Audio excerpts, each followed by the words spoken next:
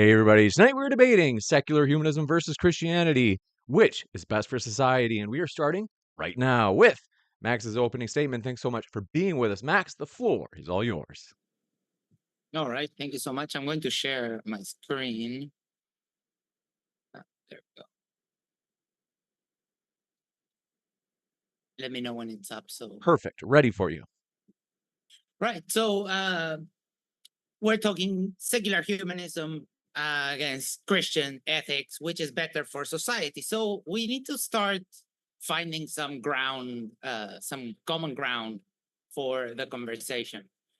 So the first question I would like to ask is, Jim Bob, do you accept that our intersubjective experiences are equivalent?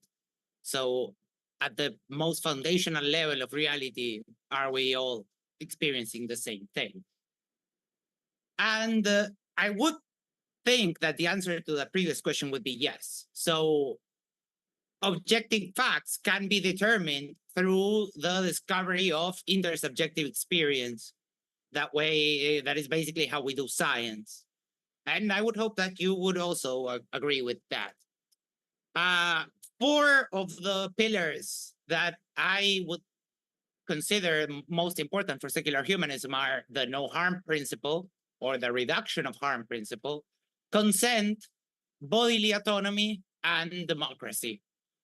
Democracy, I think it's an important value because it allows for non-authoritative ways of government. So one thing that I regularly see confused in the debate is a little bit shoehorning the idea that with secular humanism, leaning towards the side of scientism, that science is the only way and the only method to discover truth. And I kind of disagree with that because when it comes to ethics and morals and philosophy and that kind of stuff, we cannot do science on that. So what are some of the effects of secularism in society? DEI, diversity, equity, and inclusion. And if you don't like that, then I would like to ask, what part of it is it that is it the diversity, is it the equity, is it the inclusion that you don't like of this? I would assert that secularism leads to a better understanding of the world through the many resources and intellectual pursuits that we have. It conserves freedoms, has an ability to adapt to the modern challenges that we're facing and which right now are potentially unknown, but in 20 years. So the ability to adapt is very important when we're talking about such a fast-paced world like the one we have today.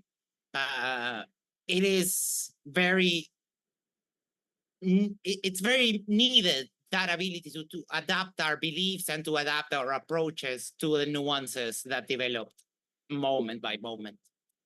And then, of course, not be limited by an ancient book's perspective.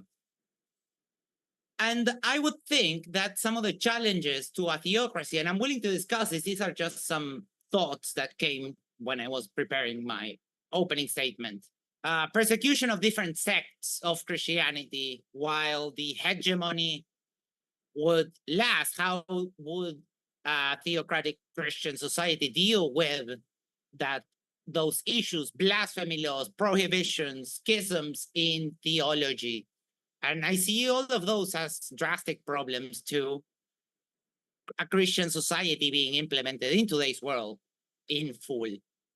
So some other challenges that I would pose to the position of Christian ethics would be, how do you approach the nuanced problems of the present, where stuff is no longer generally black and gray. It's usually, black and white. It's usually some shades of gray. So how would you also address the plurality of religions, cultures, lifestyles, etc.? And how some very real problems that we have in the world today, like drugs and abortions, would you deal with that? And how do we care for the people that we already have here? Because a lot of emphasis is put on the birth rates, but What about the people that we already have here and that are currently not being cared for? And finally, a warning about presuppositionalism. When I give my arguments today about a prescription for a secular humanist ethical claim, if you want to undermine the argument, you have to engage with the premise. You have to engage if you go down the presuppositionalist route of saying you have no justification for what you're telling me, it doesn't develop the conversation further. It's just like trying to grab the ball and take it away. So that would be all for my opening. We'll see what Jimbo brings, and I'm looking forward to it. Thank you so much. Thank you very much for that opening statement, Max. We will kick it over to Made by Jim Bob. Do want to do a couple of quick housekeeping things first, folks. If it's your first time here at Modern Day Debate, I'm your host, Dr. James Coons. We're a neutral debate platform hosting only debates on science, religion, and politics. Don't forget to hit that subscribe button as we have many more debates coming up, including we just announced yesterday, DebateCon 6, our 6th in-person debate conference will be in Nashville, Tennessee this fall. You don't want to miss it. Stay tuned for updates. And with that, Jim Bob, thanks for being with us. The floor is all yours. Thank you. All right. Thanks a lot. Thanks, Max, James. Thanks for showing up, everyone. All right. Well, the topic of the debate here is what is better for society, secular ethics or Christian ethics? What we're doing here is I want to look at the word society, first of all. So society is defined as an aggregate of people living together in a more or less ordered community. The definition of secular is denoting attitudes, activities, or other things that have no religious or spiritual basis. Notice that in the definition of society, it assumes the word order. When we ask what is better for society, we're already assuming societies themselves should exist in some ordered way, which is a normative position on having an ordered system. That is to say, we should have an ordered system. That's a precondition for even examining what kinds of systems are better than the others. Now, if you've been following the trend of debates around secularism versus Christianity, you'll have noticed that the secular position includes only descriptive bullet points. The secular position does not produce any prescriptive claims about creating or maintaining an ordered system we call a society. The reason for this is that the secularist worldview has no moral obligations or duties. It's merely a descriptive lens. What it does have is a set of descriptions followed by a set of grievances, followed by a set of requests. Let's take marriage, for example. The secular view demands equal marriage status for all, but has no duty to marry or remain married. Secularism demands the opportunity for same-sex individuals to outsource children, but it has no duty to form a family or keep the family together. The secular view often advocates for welfarism and charity, but it has no duty or moral obligation to be charitable or philanthropic. There is no contradiction under the secular view in being selfish, uncharitable, gluttonous, being a good standing and being a good standing representative of secularism. So in other words, you can be a secularist and completely fail to abide by any code of conduct, do anything in the world, help anybody, seek equality and inclusion. That's not something that's required of you as a secularist. That's just something you smuggle into the secularist view. There are a variety of arguments against the secular ethical system, but I believe the following argument is a knockdown argument against the secularist in regards to tonight's prompt, which is, what is better for society, secularism or Christianity? The argument goes as follows. Premise 1, society depends on order to maintain itself, function effectively, and flourish. Premise 2, a sustained ordered society requires a set of duties and obligations. Premise 3, secularism lacks an authoritative set of duties and moral obligations. Premise 4, a better society requires a foundation for sustained order. Conclusion, secularism can neither achieve or recognize a better society because there are no duties or obligations. Now, if I read the same exact argument here, if I read the same argument but swap out secularism with Christianity, it goes as follows. Society depends on an order to maintain itself, function effectively, and flourish. A sustained, ordered society requires a set of duties and moral obligations. Christianity has an authoritative set of duties and moral obligations. A better society requires a foundation for sustained order. Christianity has a foundation for sustained order. Now, like Max requested of me to engage with the premises, I'm going to ask him as we move along to engage with those premises. If your ethical system does not provide a set of duties and obligations, then there is no standard for individual responsibility. From a Christian view, a Christian can call out another Christian for not fulfilling their duties and obligations. We can say, "You're not being a good Christian." In contrast, a secularist cannot call out another secularist for failing to fulfill on their non-existent duties. There is no being a bad secularist. To further illustrate this issue, I'll present a hypothetical I will refer to as the Pine Creek problem. Let's say there's a man named Doug who has a secular atheist view, but based on his preferences, he advocates and aligns with the Christian ethics and policies. He votes for conservative Christians. He prefers to live around Christian conservatives. He just doesn't believe in any of their ideology, but he values the outcomes of those views. The question I have for my opponent and the audience who holds a secular view is Doug being a properly good secularist? Can a fellow secularist argue against his position from the secular framework? I don't think they can. Why is this a major problem for Max here in the secular ethics system in regard to what's better for society?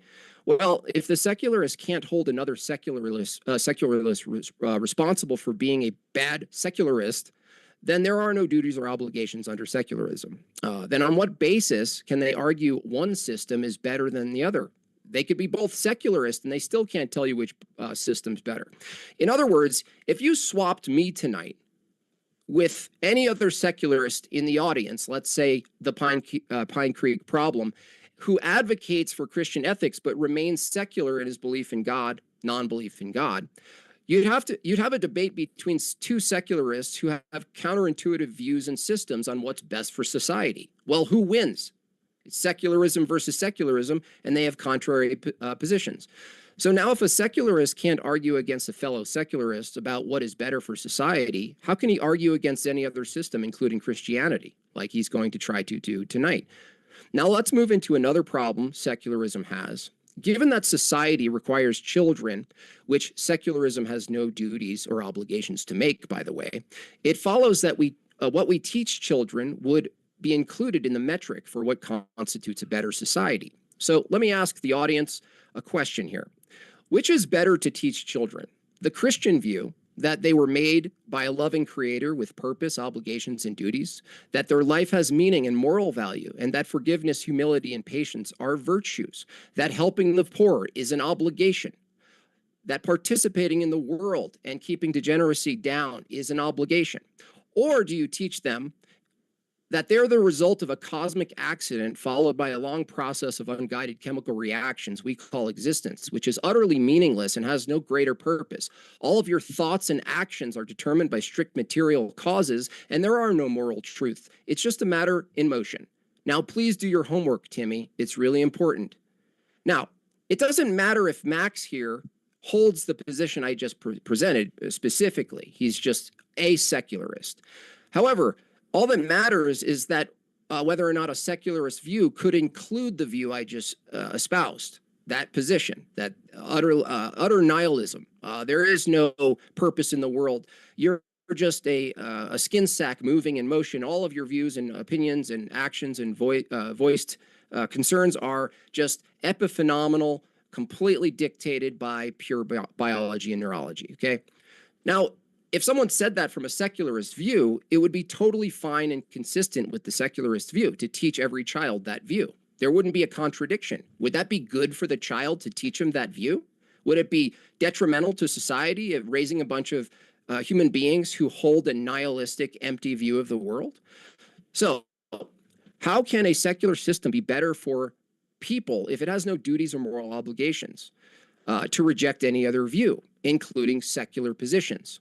Now, we might get into deeper conversations, but I think what I presented tonight is quite the the meal to bite in for my opponent, and we'll obviously explore this. But there are other issues under the secular view, which include the assumption of dignity of human beings, the value of human beings. How, from a secular view, are you going to assume any sort of value from one creature to the other from that view? You have to basically believe in things you don't actually can't demonstrate empirically. This gets into human rights, which I'll add that Max here probably thinks it's a good thing to assume human rights exist and to use force and operate a society based on the assumption of rights. Whereas human rights, I mean, where are these found under the secular view at all? Now, he did say in his opening, me asking for a justification is some sort of cheap trick or move. That's actually not a presup. The question of can you justify something is not a presupposition. It's merely asking you, okay, you're a secularist, you hold the view of XYZ. Can you tell me under your view how you came to XYZ as some sort of rational belief? That's a fair position for either of us to take in cross-examination. I just want to let you know that. So without further ado, I think we can move along. Thank you very much for that opening as well. And folks, do appreciate that support. And we're going to have a Q&A after the open dialogue. So if you happen to have questions, you can submit them either by tagging me with @moderndaydebate in the live chat, or if you do a super chat question, your question gets pushed to the top of the list for the Q&A. With that, thank you very much, gentlemen. Floor is all yours. All right. Can we agree on the question of the underlying base of reality? I don't What think is you that? would have What do you mean? What's the underlying base of reality? that.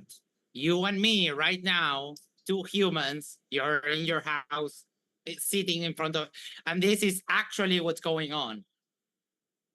Yeah, I agree that what's happening Okay. right now is what's happening right now. Okay. Oh, I'm sorry, So- James. I'm sorry to interrupt, Max. Is there a cross-examination or not, or is it just open? I don't. Only open dialogue. If you guys wanted to do something like that, we could. It's spontaneous. Oh, I sort of missed that. I'm sorry. I must have not read the thing. I kind of assumed there's that section of cross-examination. That's fine. We can, Max, do you agree? We can just do a cross-examination questions back and forth. No That's problem. fine. That's fine. Yeah, we can do that. You guys want, let's say 10 minutes each? 10? And then... Sure, yeah, sure. Okay, cool. Yeah. Let's do it.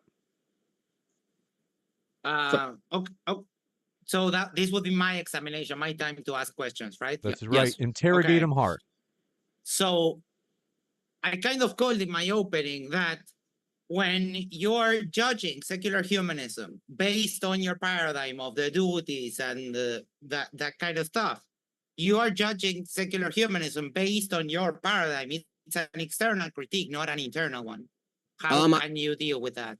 I would disagree. I think my premised argument actually descriptively tells us that society, being that it has order in the definition, I'm actually arguing, I'm critiquing what a society requires, not just what a Christian or secular society requires. I'm actually making the argument that hold on, because you're making the argument that because of these arbitrary things that I consider my paradigm to be important, you're judging secular humanism based on those and not of finding a problem with secularism itself. I disagree. I think that the problem that I'm pointing out with secular humanism, which would be a problem in my Pine Creek hypothetical, would be if a secular humanist took on and adopted the Christian ethical paradigm without any of the beliefs of Christianity, a belief in God, he's still a secularist. How can you, Max, argue against another secularist who just happens to prefer a Christian ethical paradigm? We go by the argument. Because you see to think that we're not even qualified to even sit at the table and we have no basis to make any moral prescriptions with. You are factually incorrect on that. Because we do have, that's what I was pointing towards, the presuppositionalism, that I don't know how presuppositionalism. I'll give you a chance to finish, Max, but I don't know how strict you guys want to be in terms of that 10 minutes being devoted for cross-exams. If you, Max, want to ask another question after this, I was under the impression that Max would be, but I know that Jim Bob also asked you a question in return, Max, so but just It's okay. It's all good. So we're flowing. No, You got it. no biggie. Lost my train of thought. You said you have a moral. You can make moral Right. We positions. can make, because the arguments for why we consider things to be immoral are there. The problem is that we never get to that specific part of the conversation because we're always stuck in my presuppositions reject you even have an opinion on this topic. How would you deal with that? I didn't say that. I said that if, again, Max, if I just presented a hypothetical where two secularists disagree on the obligations, I'm asking under your own view without Christianity being in the mix at all. There's no one presupping you right now. There's Pine Creek who wants to adopt a Christian ethical system without any of the beliefs. I'm asking from a secularist position, how can the secularist argue against the fellow secularist if the fellow secularist adopts a Christian ethical system? On the merit of the argument. So, for example, let's take those two guys want to talk about abortion, and one would make their case for being anti-abortion, and one would make their case for being pro-abortion. Well, no, the argument from the secularist that you're debating against would just simply be, I prefer Christian ethics. It's a preference. There's no argument. that it's not a preference. It's not a preference. You're being dismissive. What is it? What is you're it being then? dismissive of the it is a whole argument as to why someone would consider abortions as morally permissive. Max, it's not just a preference. Max, listen. If Pine Creek stands in front of you and says, I want society organized according to my preferences, and my preferences happen to align with Christian ethics. That's his statement. I'm asking you, how do you argue against that?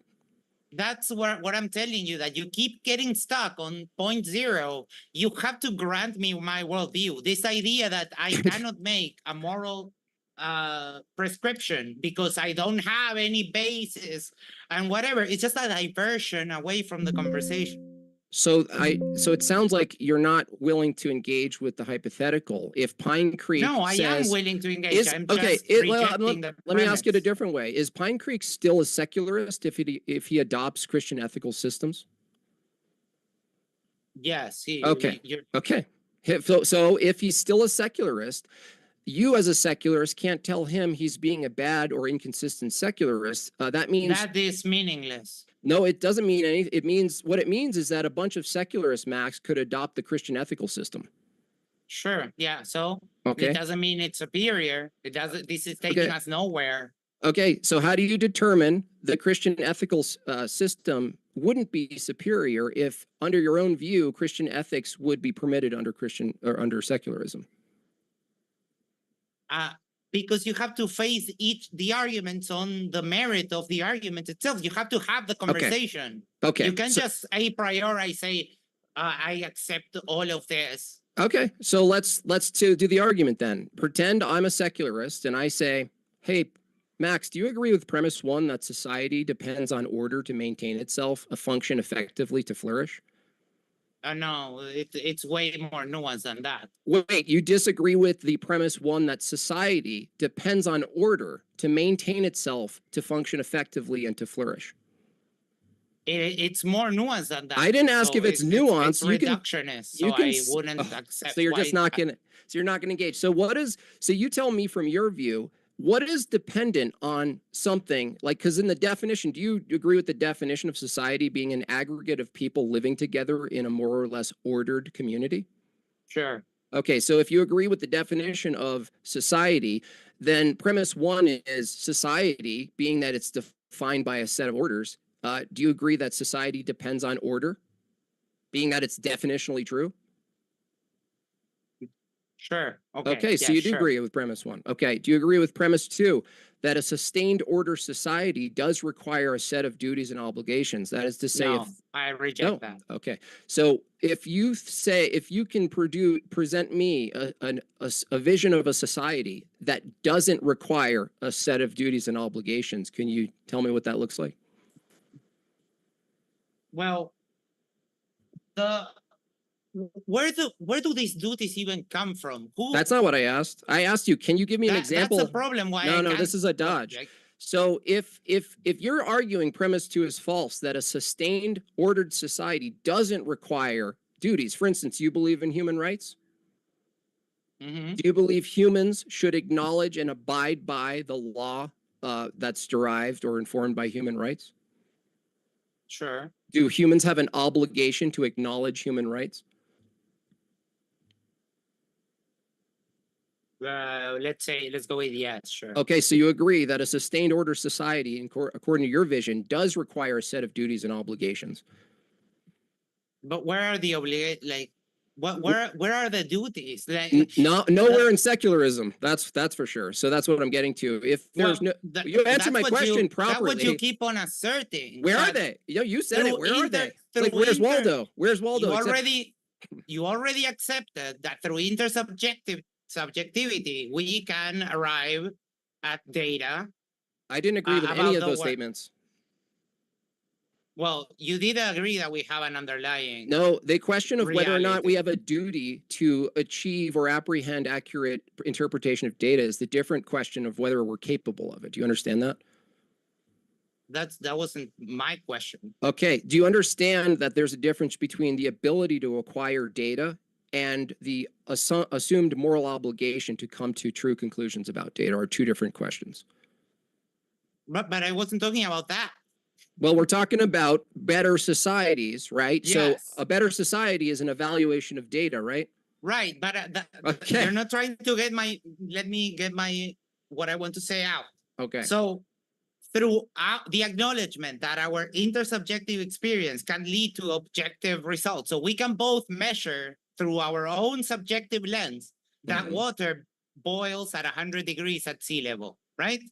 Yes. So we can arrive at objective facts about the world. That's right. With that in mind, what we can also do is arrive through intersubjective dialogue at what we societally consider moral prescriptions. Oh, just arbitrarily? Not arbitrarily. What do you mean? Why are you sneaking arbitrarily? Hold on. Did you just say that a bunch of people can get together and agree on outcomes they deem as morally good, right? Yes. Okay, that's arbitrary. So if Stalin determined outcomes and he got a bunch of people to agree with it, is that your model of ethics? That is a very sneaky example because that's a sneaky dodge. I asked you a direct question. Notice how your direct questions I'll answer. It doesn't because I can't answer the question. Max, let me answer. I can't answer the question because it has a lot of baked assumptions into it. Wait a second. Because you're being one super sec, gentlemen, I hate to do this. Hold on, is 1 so second. dishonest. Hold on, gentlemen. Is just to take a deep breath. Is everybody wants to hear each of your guys' ideas, and once we have you guys speaking over each other, they won't be able to. So I just want to reset. I want to, Max, if for the sake of argument, if you can explain to James in a pithy way, or I'm sorry, Jim Bob in a pithy way. We're both James in a way. So if you could explain, you won't answer the question. Is that what you're saying? Like, is there a way in which you could humor his question? Right, because I have to reject the terms because it has a lot of baked assumptions. When he like talked what? about Stalin, he didn't tell me if he got all those people to agree with him by force, or was it just that they got convinced? Okay, let me. Very important. Oh, convinced is different, right? So are they the victims of being convinced? That's not like people can change their mind. That's a good thing. If you give people evidence. Okay, hold on a second. Hold on a second. And convince them of a position. Why is that bad? Hold on a second. If Stalin or Mao or anyone else, the French revolutionaries, convinced everybody that they should use force to annihilate a group of people, right? If they arrive at that conclusion based on the data, right? Again, what do you mean again? Example. What is sneaky? It's literally word for word what you're saying. Is it not the? Yeah, hold on, Max. No, you're trying to make it a gotcha Hold on, thing. just unbelievable. Just give me a second. I'll let you Max, finish. I'm still, for crying out loud, Max. When I'm trying to jump into officiate and you still keep talking, Max, it drives me nuts. I want to let Jim Bob finish his question. Go ahead. And Max, I need you to hold, just sit on your hands for 30 seconds at least. Okay. Max said a group of people can, like boiling water, look at the data and arrive at moral prescriptions based on agreement of the data. If it's true, what follows from that is that a group of people can look at the data and come to moral prescriptions they agree with that says, do away with all the farmers and all these other people, right? Mao Zedong, Stalin. For me to bring up Stalin as an example of something that's consistent with groups of people coming to conclusions about data, pure data, and coming to value judgments, moral value judgments of what they ought to do, your system doesn't tell me why any of that's inconsistent with secularism. They are secularist, right? Like Stalin was a secularist. Well, he was more of a communist. Is that secular? It's secular, but it's not secular humanism. Well, here's the thing. If you're going to go with secular humanism versus secularism, that's fine. But the thing is, if secular humanism is a form of secularism anyway, right? Your variation of secular humanism is still under the umbrella of secularism. And if Mao and Joseph Stalin are secularists, and they use your own communists. Communist is and they ended up devolving into authoritarianism. You're interrupting. No, you're interrupting. You're assuming authoritarianism is bad under a secular view. Yeah, why? Because it undermines all of the principles that I gave you that I consider valuable about secular humanism. Yeah, but can't a secularist still deny to have a godless view and come to contradictory value judgments than you?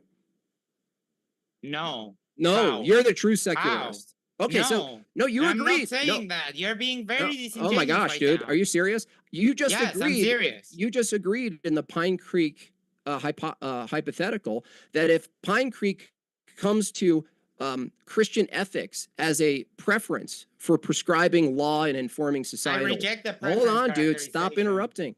I don't care if you reject it. You admitted that when I asked, is Pine Creek still a secularist, even if he adopts these views you disagree with? You said yes.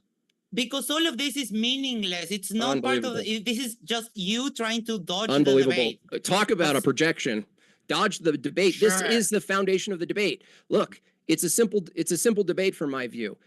We're talking about whether or not secular ethics is better for society. But I just presented a hypothetical where two secularists could have completely counterintuitive positions on how to run society. Yes? How could that happen? I just told you, Pine Creek Doug can adopt a Christian ethical system, which you don't agree with. You're interrupting. You asked me a question and you're interrupting me. Hold on. To be fair, Max, you did ask him how. So let's let Jim Bob finish exactly how. The question is, how is it possible for two secularists to arrive at counterintuitive, contradictory positions on how to run a society? I just told you. A secularist, the Pine Creek Doug experiment, can adopt a Christian ethical system and all of the norms and customs and informed policy that come with it, and hold a view that he still doesn't believe in God, but he prefers the Christian ethical system. I asked you, from a secular position, how do you argue that he's not a secularist? You said you can't. He is a secularist. I just don't agree with his prescriptives. I'm saying from the secular position, I don't even need to be here to defeat secularism, because you guys can't even come to some sort of normative authority. Why? Like I put in my opening, you guys have again? Because I'll tell you why. No, let me finish. Let me finish. Don't interrupt me. How long? How long? One the sec. reason you can't. Can you, Jim Bob? Can you let me know? Am I summarizing accurately? And if you want to correct me, you obviously can.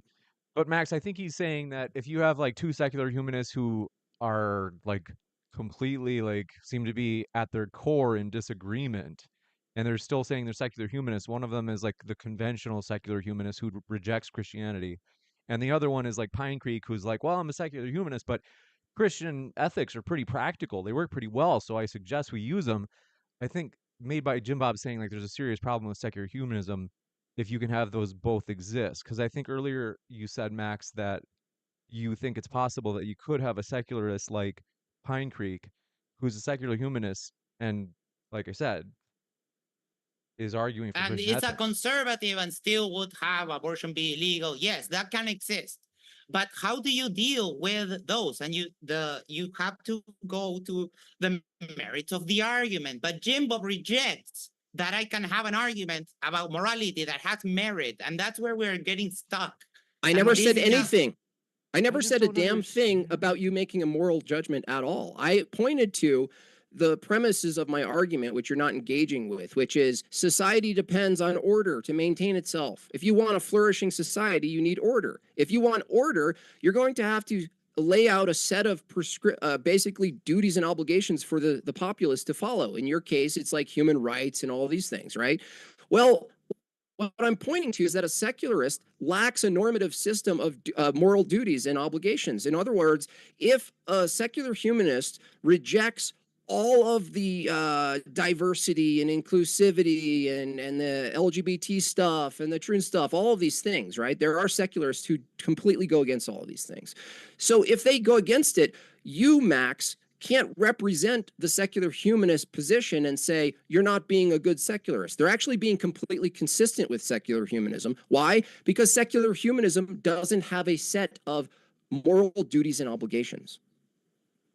Okay, here we go again, repeating yourself again. I don't know how much more clear I can make this. You're judging secular humanism based on your arbitrary preference that what your paradigm says is the proper measuring tool. No, I'm judging it based on both of our agreed premises that an order society requires duties and obligations. Right, but hold on. If I we didn't say have which these ones. guys, if we have this guy, and this guy does not support, DEI, and is not okay with gay marriage, then the more of those you have, the less secularist that person is actually, because they don't care about Based their on fellow what? humans. Nope. Based on what? On the intersubjective agreement that we have as a society. You can call Oh. it social contract. Ah. There's many ways in which we justify. So the agreement, the this. agreement can change then. The agreement, Yes, Max, and is that's it a feature, not Okay. a bug. Hold on. If the agreement about secular humanism can change week to week, day to day, hour to hour, from supporting DEI to not, are they still secular? Why would they change that? Because that I didn't ask. that would mean I going didn't, back. dude. I didn't ask The why. problem is with the Unbelievable. hypotheticals is Unbelievable. that they have to match what we're talking about. So No, you're just telling you're me dodging. if a position does a full 180 and one day they stop believing in that Look, people have value, then Max, why is that Max, even important? Max, you dodged the hypothetical and now you're crying Yes, that hypotheticals shouldn't matter. the framing, No. dude. Do hypotheticals test your logical consistency? Yes. Okay, let me test your logical consistency. If you just said currently the secular humanist view adopts and encourages DEI and all the rest, I asked you a question. If it's arrived at by pure agreement, can the agreement change tomorrow, hypothetically? There's so many baked assumptions. I reject the question because you reject the question. Wow, yeah, you're a sophist, it's not. Max, It's why is not that. that. Are you sure? Like, why can't it just? I don't understand what assumption is built They into. have What's the lots of assumption? undertones. Name the They assumption. have a lot of art. I'm Name the trying. assumption. So, for example, it's not arbitrary. It's not just because we feel like it. There's a deeper conversation, but we can't get past the point. Like, you can justify it through pragmatism. You can justify moral description through egoism, through empathy, through their societal cohesion, social contract. There's so many ways.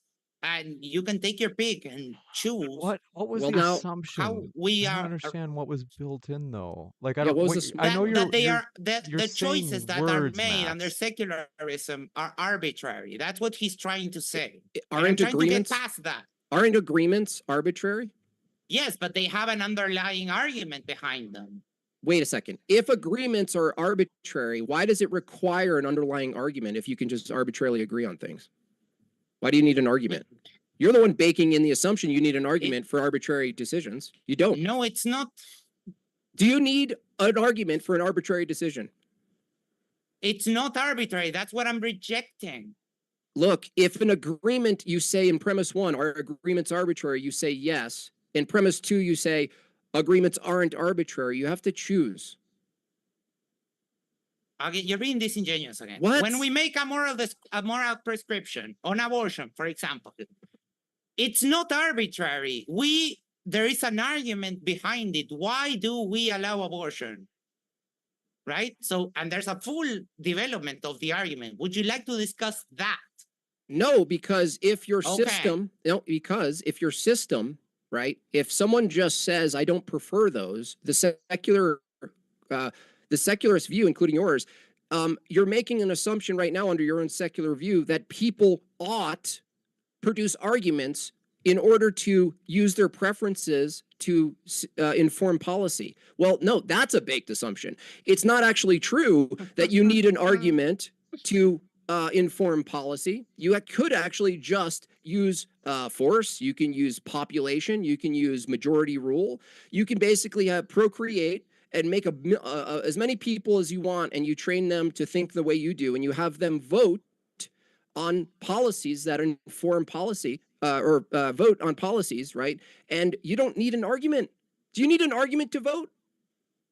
No, you don't need Great. an argument to Do you vote. need But an in argument order to to vote? make, Great. in order to make my a point. valid, in order to make a valid moral prescription, it has to have some kind of supporting argument. There has to be a reason why. Otherwise, you're just tic-tac-toeing through life, and that's not what secular humanism is. That's great. That's great. advocating That's for. great. Let's use your own reasoning on yourself. Why ought secular humanists abide by the currently agreed on page of Secular Humanist Manifesto up to 15 bullet points or whatever? Let's say 15. Yeah, 15 bullet points. Why, Max, ought the secular humanist who disagrees with the Humanist Manifesto, this arbitrary agreement, keep and abide by the reject the arbitrary characterization, Dude, again, and you're going to continue doing it. Look, Max, I'll prove that's arbitrary.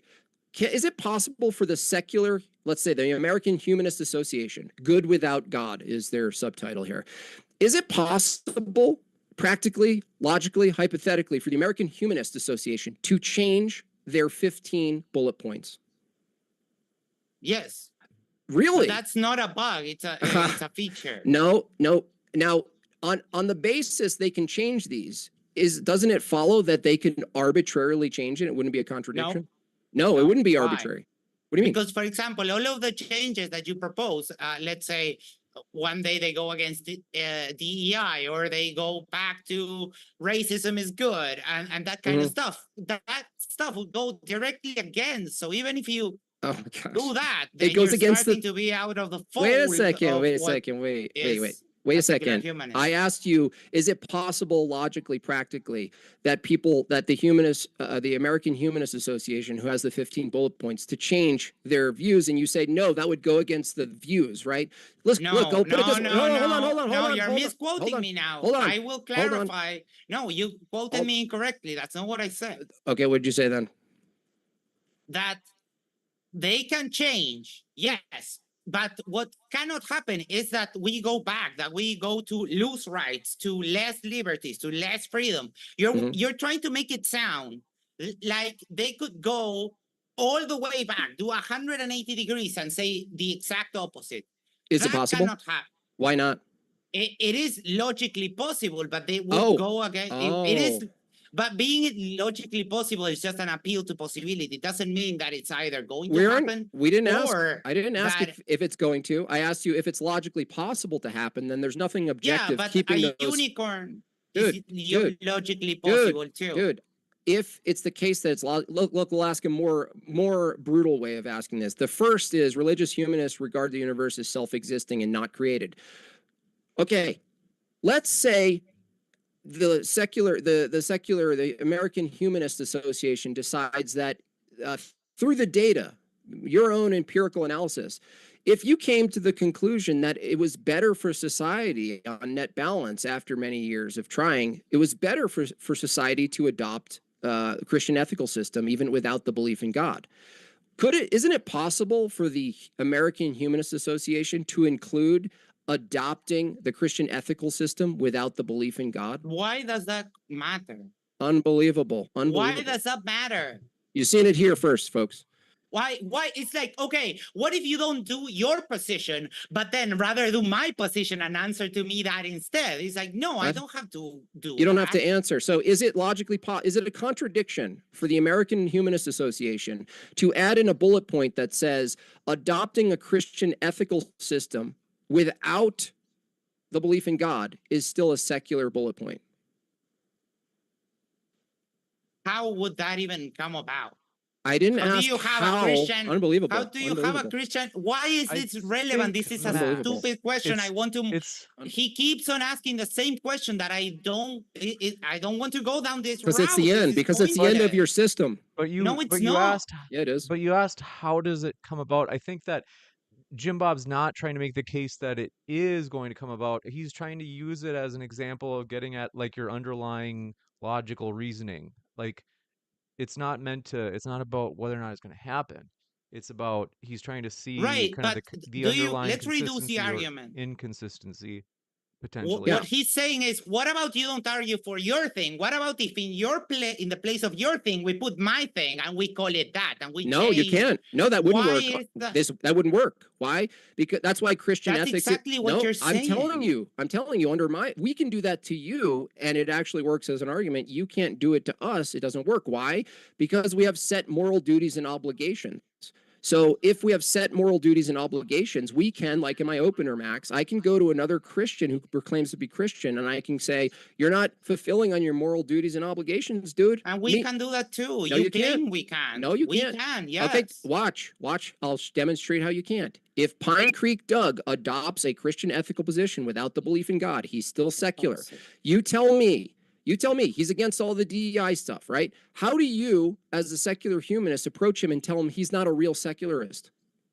Well, he's going against the flourishing of a group of people that's inherently immoral. So he's no longer within the fold of a secular humanist.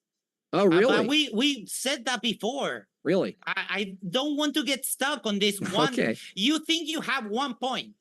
It's the only point needed. I already answered, and we need to move away. We need to have the actual conversation. Why, for example, why would we say that abortion is morally permissible? Why would we say that because you don't have, is not morally permissible? You would say that abortion is morally permissible because you have no duty or obligation to procreate. No. You attempted to give my argument. Okay, let me ask you. You failed. Okay, cool, Max. Just saying I failed isn't an argument. But Max, does secular humanism have a duty and a moral obligation to procreate? No. No. Why? Why should it? Okay. Do you value flourishing society? Yes. Is a flourishing society possible without procreation? Ultimately, no, but there are quite a few levels of that. Oh, wait a second. You can incentivize. You can incentivize reproduction while at the same time making sure that people who do not want to take that route are still able to live their lives. Okay, great. So under the secular humanist manifesto in your system, what's better for society? You actually have a system that could very well, without the use of coercion and force, could very well have the society that you're calling better could actually die out in several non-existent generations, right? In how many? I don't know.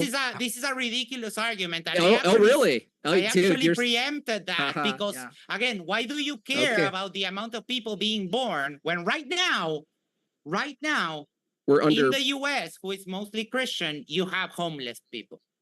That's a total red herring. Actually, look, Max, that's enough handwave dismissal. It was so late. Oh, nice try. Nice try. No. Max, does secular humanism have a moral obligation to help the homeless? Yes. Where? Because we consider humans' life inherently valuable. Nope. Well, you don't. Because of our shared intersubjective experience. So yes. Well, hold on a second. Where in the secular humanist manifesto is it an obligation that you ought and have to help the homeless, or else you're not a secular humanist? No, that's I reject the framing of that. Okay. I Okay. love how every Yeah. question has like Yeah. bunch Well, of no. layers. Now you're doing meta. I'm just asking you a simple Yes. question. Is it possible for a group of secular humanists to be secular humanists and not help only any homeless people? Yes. Okay. So if it's not a Because- requirement, hold on. If it's not a requirement, it's not a moral obligation. Done. Well, Yeah. Yeah. here we have Here we have a meta analysis of what I just said. I'm sorry, are you just going to keep like pumping yourself Go up while I'm speaking? Go ahead. So here we have a typical thing of the thing that I talked about, the nuance. They Meta. can't discuss any of the nuance of the conversation. So Mhm. would we foster, would we encourage people to help the less fortunate? Sure. Would we compel and force people to help other people? No. Really? Yes. Okay. Well, no one said anything about force. We're asking under your ethical system, which is the debate, under your ethical system, which is about normative claims, you don't have an ought that you ought help the homeless. Yes. You The Christian should, does. The Christian you does. should help the homeless. Okay, cool. It's not mandatory. If there is and two- it's not going to be Okay, cool. enforced by Cool. force. Okay, cool. So, Max, if a homeless person has the choice between going to a Christian society whose obligation is to help them and goes to a secular hold on, or goes to a secular society who has no obligation, and that's the only thing they know, whether or not the society they're choosing, one has an obligation morally to help them and one doesn't. Which society is better for the homeless? I would still say secular. Yeah, you would. Yeah. Why Mhm. would you say that? Because in general, the charity that religious people Is- go comes with baggage. So they force you to listen to a sermon, maybe come to church on Sunday. Oh, and that would be I bad. would not get, yeah, that would be Why bad. is that That bad? would be bribing. Why was that? Wait, hold on. So your reasoning is the homeless person should go to the secular society, even though the secular society has no obligation to help them. But the Christian society does have an obligation, and you're saying the homeless shouldn't be helped because they might get to know the theology. Yes. Wow. So you're the guy who's for humans flourishing and being helped. Correct. Yes. But That's funny. the thing That's is funny. that I actually see That's I funny. actually see as very immoral that when someone is in need of a loaf of bread and a glass of water, you come and you tell, hey, here, join my little club. We'll give you food. That is bribery. And I see that as immoral. Well, you're assuming that that's the thing that's happening. What if that wasn't happening and they still helped them? If that didn't happen, then okay, I do support people helping each other. Great. So if it was a Christian society where they helped the poor and didn't do a bait and switch with the food, but they had every intention for the person to know their theology, and you had a secular society that had no moral obligation, which society should the homeless go to in that instance? Wait, how are they not giving the sermon as a part of the trade? Is it What? There's not a trade. That I just doesn't told really you. work I for just me. told you the church goes out and helps the homeless. If there's a society where the church goes out and helps the homeless, and the homeless person knew that that society has an obligation to help the homeless, right? By the way, Max, guess what? In a society that's Christian, it's not just the church that helps the homeless, right? Can you be a Christian and help the homeless without being a sort of an authoritative position in the church? Sure. Okay. So can you if you're a secularist? Well, no, the secularist has no obligation. We're talking about It obligations. doesn't and duties. matter, but can they help by themselves? Sure. Okay. There's tons Okay. of people who are Okay. All right. help Cool. for So themselves. I think we've established that even Max, in these hypotheticals where there's a clear distinction between a society that helps the homeless, I removed the caveat that they needed to convert in order to eat bread, because that's obviously occurs in some places, but that's not what I'm referring to. He still would choose the secularist and not the Christian. Now, I have another question. Yes. What do you think children are an important aspect of society? Yes. Okay, why? Because they they become the adults of the future. That's right. And so, do you believe it's important in judging what's better for society to judge what you teach your children? Sure. Okay. Do you think it's a good thing to teach kids about homosexual activity as an option for sexual intercourse? Mm-hmm. Yeah. Why is that a Yeah. good thing? Because they might be gay, so they might Oh. have doubts about Oh. that. Okay, so someone might also like children and be attracted to children. So you teach them how to interact with children because they might be PDF? No, Oh, that's different, we right? consider Right. Okay. we consider that to be immoral Okay. Why?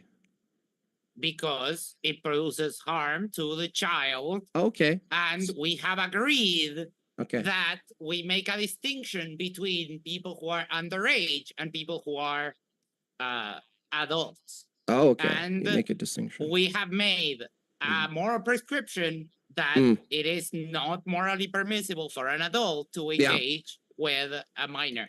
Right, but you can stop a minor from reaching puberty. What is that whataboutism? Are you okay? What? Are you okay with stalling a child's development because they think they're in the wrong body? Yeah. You are okay with that. And yet, Sure. on the same principle that they're not old enough to consent, you're okay with violating the consent of the child to stop their development, right? But you're totally not okay with stopping. Okay, so under your view, it's okay to violate Can I give my argument? Hold on. It's okay under your view to violate the child's. I reject that it violates a child. It actually really goes with the consent of the child, because when childs can consent now. You heard it here. Max just said child can consent. When that happens, child's consent. Did you say? You're not smart enough to get a gotcha like this on you just me. said So, children can chill consent. down. Yes, it's clipped, again. bro. Nuance seems to be lost on Jim Bob. So yes, because this is a medical decision in which the wishes of the child, the parents, and the doctor are it's not an individual choice. It's not. So the child consents? The child, the parent, and the doctor. So it's a medical children decision. can children consent? Do children consent to have their appendix taken out? No, but the question is, do children are you okay with children consenting to? You think children can consent? In this way, in this very nuanced and very specific way, yes, the same way that a child consents to having their appendix taken out. So should children be able to get tattoos then? With the consent of their parents, yes. I got this when I was 14. Okay. So if a 3-year-old wants a tattoo and I believe him, I can tattoo my son? Sure. Great work. So if children are important to society, I love how you think it's like, oh, great work, I got him, guys, I got him. No, now I got you. This is just like stupid questions. Okay, I understand. So I'm just saying yes, so we can move on and talk about the actual stuff. Okay, cool. The actual stuff is also. Do you think it's a serious question to ask? Can I tattoo my 3-year-old? Yeah. So okay. Is it also important what we teach children about their ontology and their status in the world? Like what the world is? Okay. So if there's two options, and one option is teaching children that they were made with intent, they were made to be loved, they were made with duties and obligations, they were made with purpose, they were made with higher purpose, teleology, and that they're responsible for their actions, right? That they're growing into a world of responsibility. If you teach them that they were created in love by God, is that a worse thing to teach children than their own? Wait, I didn't finish. Then is it worse than? Hold on, dude. Is it worse? Is it worse than teaching them that there's no purpose, no value in the world, and no ultimate meaning? Which is worse? I reject all of the terms of your question. It's a stupid question. That's like the 15th rejected question. Yes. Let's say that just for the sake of argument, Max. Questions. I will go ahead and detail why I reject the question. Good, but because, can you, for the you sake for the sake of argument, let's say that if you're like let's say you were like, I don't think that I am doing what you're suggesting in the question, and qualifying, like, would you answer his question? Like, let's say there was some sick person out there, like Iron Horse from the live chat, who was like, yeah, I am, where we knew he was teaching his children that like life is meaningless. Like, would you be okay with it? No, but the problem is that makes, if I accept the terms of that question, that would imply that the exact opposite is what we teach people in a secular society. And no, yes, true. Life I don't doesn't have a understand, Max. life What? doesn't have a higher What purpose. if you But just we teach people that they're valuable. We teach Well, people that they oh. can make their purpose, that they can choose their own path in life, and that they're responsible for Okay. their actions. Okay, and great. We can teach them the difference Great. between good and bad, and Good what and bad. is morality, and Uh-huh. why it is wrong to steal. Max, why are and you we okay? can- This is like, what? I don't understand why you wouldn't just be like, I don't think I am doing that. But if someone else was like Iron Horse, I would say it's wrong. Like, why? I don't understand why. Like, the Yes, I question did answer isn't that, but saying Max, please let me ask the question isn't saying like, Max, you are doing X. Do you think X is wrong? It's just saying, do you think X is wrong? sure. Oh, it's wrong to teach a child that their life is meaningless and doesn't have any real value inherently, right? No. See? So it is wrong or Because not you're wrong? thinking Dude. you're thinking that oh, it's okay to teach nihilism I'm to the kid. is it And okay that to would be teach? no. Okay, cool. Is it possible? Isn't it consistent that a secularist can actually teach nihilism and still be a secularist? Yes, but Okay. nihilism is not. Okay, cool. All of the nuance is lost to you. Uh-huh. All Yeah, of the yeah. nuance of the conversation. Yeah, you wish you can rely on nuance, but the problem here is it's Oh, totally but there is a consistent lot of under nuance. it's totally consistent under secular humanism to teach a child nihilism. Yes, sure. Cool. That's all I needed So- from you. But but that's not what most people. It doesn't. That Just doesn't matter. because it is a logical possibility, it doesn't mean that it's a prescription. Not everyone who is a secular humanist is a nihilist. Yeah, but you Because can't we tell. also have. I didn't say You that. can be a nihilist in the sense that there is no higher purpose. But on a lower level, when it comes to your personal life, you can choose what is your actual meaning. Great. So again, let's nuance. again. Great. So let's look at the similar hypothetical with the homeless person. Someone's looking for a society to live in where they want to flourish, right? And they want to be a part of a society. They can't decide. One society is secular and they promote nihilism, that life is meaningless, that everything's accidental. There's no real morality, true morality. There's nothing real truth about the matter. There's no moral facts. We're just beasts, animals, iterations. And another society is Christian, and they teach. Hold on, and they teach that you're made in the. Dude, stop making sounds, bro. Yeah, Dude, but stop. pointless. This is so immature. Max, this is can immature. you but just the if first you half can just of let what him you just finish, said Max? is a position We'll that give I don't you hold. I a didn't chance to ask. respond. I didn't ask we if do you have hold the to- position, Max. I just told you, and you agreed, that a secular humanist can hold the following position. I'm not, the debate isn't Max's opinions or views. Understand? The debate is secular ethics versus Christian, not Max's version, secular ethics. Now, if you include. Yeah, not your Nope. Stop. cartoon characterizations of Stop. what the position is. It doesn't matter if it's a cartoon. I know nihilists who don't believe in any higher purpose, who think we're just beasts, who don't believe in any moral facts. There's nothing really wrong with doing X or Y in their view. They are secularists. They hold your ethical system, okay?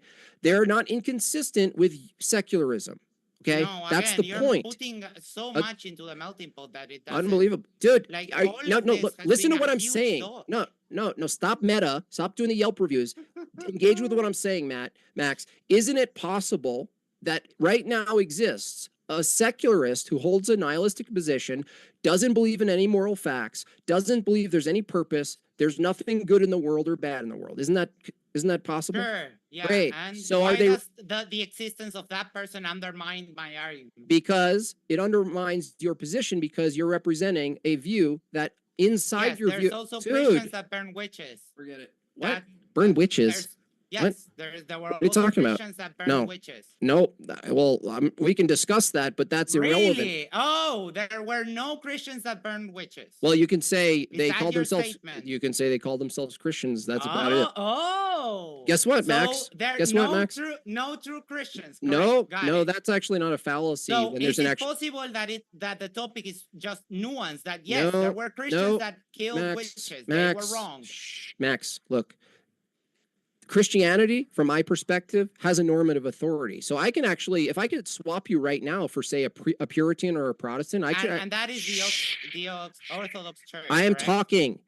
I could swap you out right. You spoke a lot. So. I can just swap you out right now, Max, with a Puritan or a Protestant or a Calvinist, and I can argue against them just as well as I'm arguing against you. You pointing to witch you're not burning, doing by so the well, way, but first okay. of all, it was witch hanging, right? You have your entertainment and your propaganda wrong.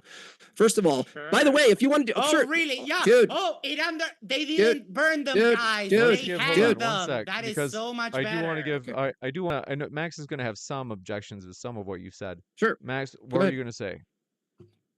So now the problem is that, oh, guys, they didn't burn them. They just, they hanged them. It makes it better. No, I didn't say that. So I didn't argue that. So that's a lie. Then why Second of even all, bring it up? because I'm demonstrating. demonstrating. Pretty much everything. You're going to they ask me a wanted. question and it won't let me answer. I So think Max, yeah, to be fair, if you ask him why he brought it up, then it's, you know, it's good to give him a chance to answer.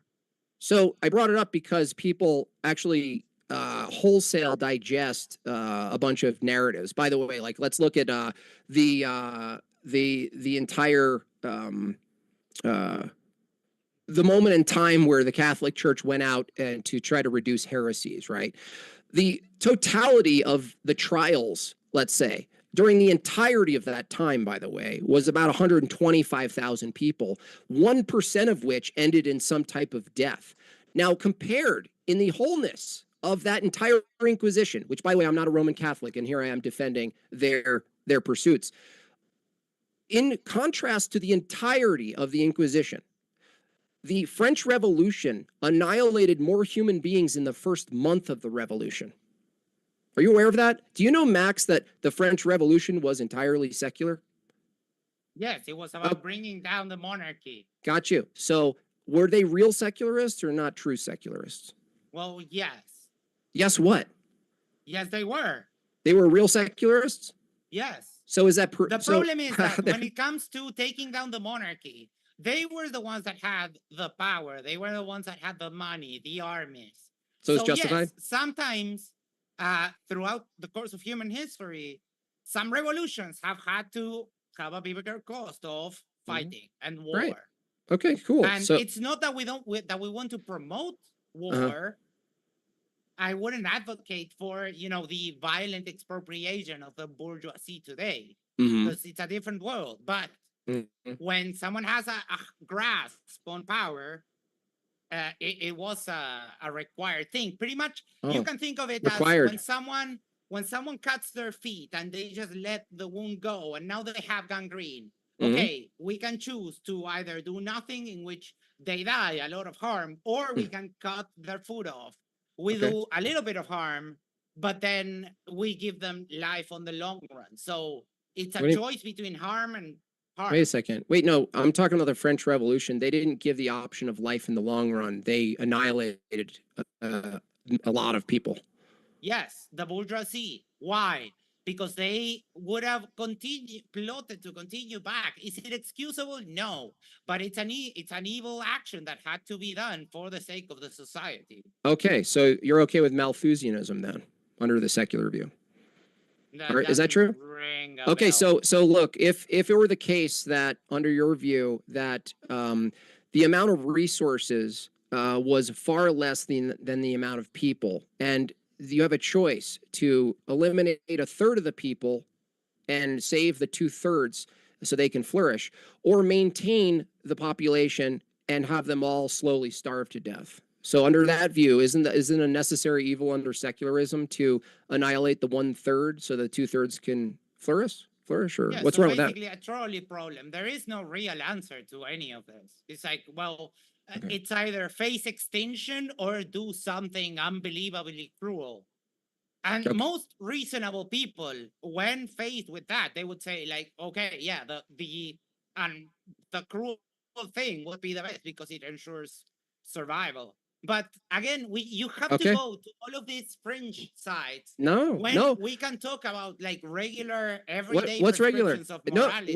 no. Regular everyday prescriptions we've already covered. You have no obligation. I've established through secular humanism. There's no obligation to procreate. Okay. We've covered that. Okay. If I've already established everyday things, including how do you repopulate your society such that it flourishes, you would have to have a moral obligation and duty to reproduce, but you don't. You don't have a moral obligation to maintain the tenets of secular humanism. Christianity does have a moral obligation to maintain the tenets of Christianity. Secular humanist doesn't have a moral obligation to stay married. Yeah, Christianity does. Why would you? If that relationship is not working anymore, the moral thing is to go and What do you mean the moral thing? and rebuild your life again. That's the moral thing? Yes. Based do you on think who? that living 60 years of an unhappy marriage is the moral thing? Because your little fictional fairy tale book says that you didn't answer my question. No, you didn't answer my question. Why is that the moral thing? Why is it the moral thing?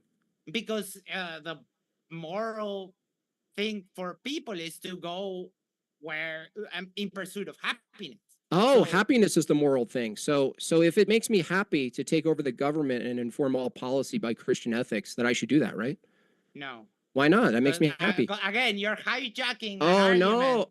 What do you mean you're with hijacking an argument. You're hijacking an argument. I'm using your logic, dude. You're hijacking an argument to try and put it somewhere else where it doesn't go. No, I took hold on. You're not stop going it. to make Stop a it. general Stop. prescription of someone divorcing themselves to go in pursuit of their own personal happiness. You just said so. And you're taking a personal argument which applies to that person who's getting divorced, and you're abstracting yourself to I'm going to dominate all society. That's not abstract. That's the opposite of abstraction. If I get a group of people, Max, that share my ideology and my prescriptives, and we all share that it's going to make us happy, right? We all agree it's going to make us happy to take the government and the legislative body, populate it with Christian ethicists. You see, this is rude. Like, what are you doing? I'm asking you, under secularism, how is that wrong, given that we're actually following your view of pursuing what makes us happy? Again, you're taking what I said was the pursuit of happiness of someone escaping a bad marriage, and now you're taking that position and abstracting it to it's your position. You said it's moral to pursue what makes you happy. Society. We're talking about human Society's made of individuals, dude. Society is made of individuals. Premise one is individuals should pursue what makes them happy. Premise two is a group of individuals makes them happy to take over the government and use their ethical system to inform law. It follows that C, according to your own paradigm, that they should do so. It's logical. Yes? Okay. Yes? Why would that escape the fold of secular humanism? Because they would be imposing their will on the others. Oh, really? They would be violating autonomy. And great. Let's discuss this, Max. Do you believe that people have every right to believe what they believe so long as they don't enforce it on others, right? Yes. Okay, I don't believe in human rights. Okay. So do you believe that your belief in human rights, you should be able to use the government to enforce the view of human rights on me who don't? Why not? Because we don't police thought crime. It's only a problem. I did say it, we dude. don't police thought crime. So dude, I'm not talking about a not believing in human rights all you want. I didn't. Not believing in human rights does nothing. Dude, it only becomes a problem when you take an action to undermine that's what I'm talking about, dude. Hello. Okay, then be what is wrong with you? Nothing. If I don't believe in human rights and I act on what I believe, this is the disbelief, right? If I violate someone else's quote human rights, you, Max, believe in using force to enforce your belief in rights onto me who doesn't believe in it, right? In general, yes, that's part of the social contract. That's a contradiction. So yes, it is. You just contradicted yourself. Now, everyone in the audience can hear it. I'll say it again. Max said you can believe in whatever you want so long as you don't enforce it on other people. I said human rights are a thing that you believe in, and if someone doesn't believe in it in their ordinary behavior, then if they violate your belief, you're okay throwing them in jail. That's literally the description of using force to enforce your view on your beliefs and rights on other people. Well, of course, the nuance is always More important. nuance, right? Just say nuance Yes, over and over more again, nuance. Max. Yes. How is it nuanced? There has to be someone that has, in general, we agree intersubjectively that the state has a monopoly on the use of force, right? Yes. That is a part of the social contract. Great. Now, when someone doesn't believe in human rights and also goes and does something like locks someone in their basement, okay, and keeps them like a little pet there, okay, that is actively going against the rights of someone else. It's violating their bodily autonomy, their consent. Look, do you believe in etc. do you believe in sin, Max? No. Okay, so if you don't believe in sin, but you're capable of acting, and there's no consequence, I can't jail you for sinning, right? That Right? no. You know, of course because not. why? Because you don't believe in sin, right? Well, we don't. Yeah. Right? I mean, Okay. no, not really. No. I Well, mean, hold on. I know you're feeling trapped. I know you're feeling hold trapped on. here. No. I know you because, should. Again, You should feel the trapped. nuance is lost. More It's nuance. like Yeah. I got you're it. telling me if we're in a Christian society Mhm. and the social contract right now states that it's a Christian, and then I do something that is perceived by the authority as Sin. as sinful, then it doesn't It would be matter what wrong. I believe. I would still get in trouble. That's right. So, but that's what I'm reversing on you. If your sin is actually the violation of rights, that's what the secular has as a sin, right? That's No. yeah, it is. You believe in rights. They're No, totally I reject imaginary. the characterization. It's a Listen. cartoon. You believe that rights, the concept of rights, we should be using the force. If people don't believe in rights and their actions demonstrate a rejection of the existence of rights, you believe in coming in with a gun and jailing them. That's forcing your beliefs on people. Now, Max, the difference between me and you. Wait. Look, hold on. I'm almost finished. You get to talk after. The difference between me and you is I bite the bullet and I accept that I do want to force certain levels of my own beliefs on society to maintain decency and such. The fact that there might be gray areas for both of us is irrelevant to the question here. Is you're trying to act as if secularism doesn't hold a position where they want to force their beliefs on people, but you have to just bite the bullet. You have to bite the bullet, bro. You do believe in enforcing your beliefs because you believe in rights. I don't have to, because yes, there is some level of coercion. Yeah. In the fact that there are some things that we deem absolutely not correct, like stealing and violence and that kind of stuff. So yes, but that doesn't mean in that sense it's both the same. What I'm not, that doesn't mean that I would want to educate everyone in the world to be an atheist. No, again, you're hijacking. I didn't say that, dude. No one said educating anybody on atheism, dude. You're just making shit up at this point. I'm pointing out. There's a simple line of questioning, right? I feel like you're at the dentist and I'm trying to pull your teeth here. It's simple, Max. Yeah. I asked you, do you believe? No, simple here. I demonstrated for the audience that you said you believe that everyone should have their beliefs. They just shouldn't force it on other people. And now you finally accept, after 5 long minutes, that you do, in fact, accept a level of coercion of your own beliefs onto people. Yeah, but that was never I would have never said no to that.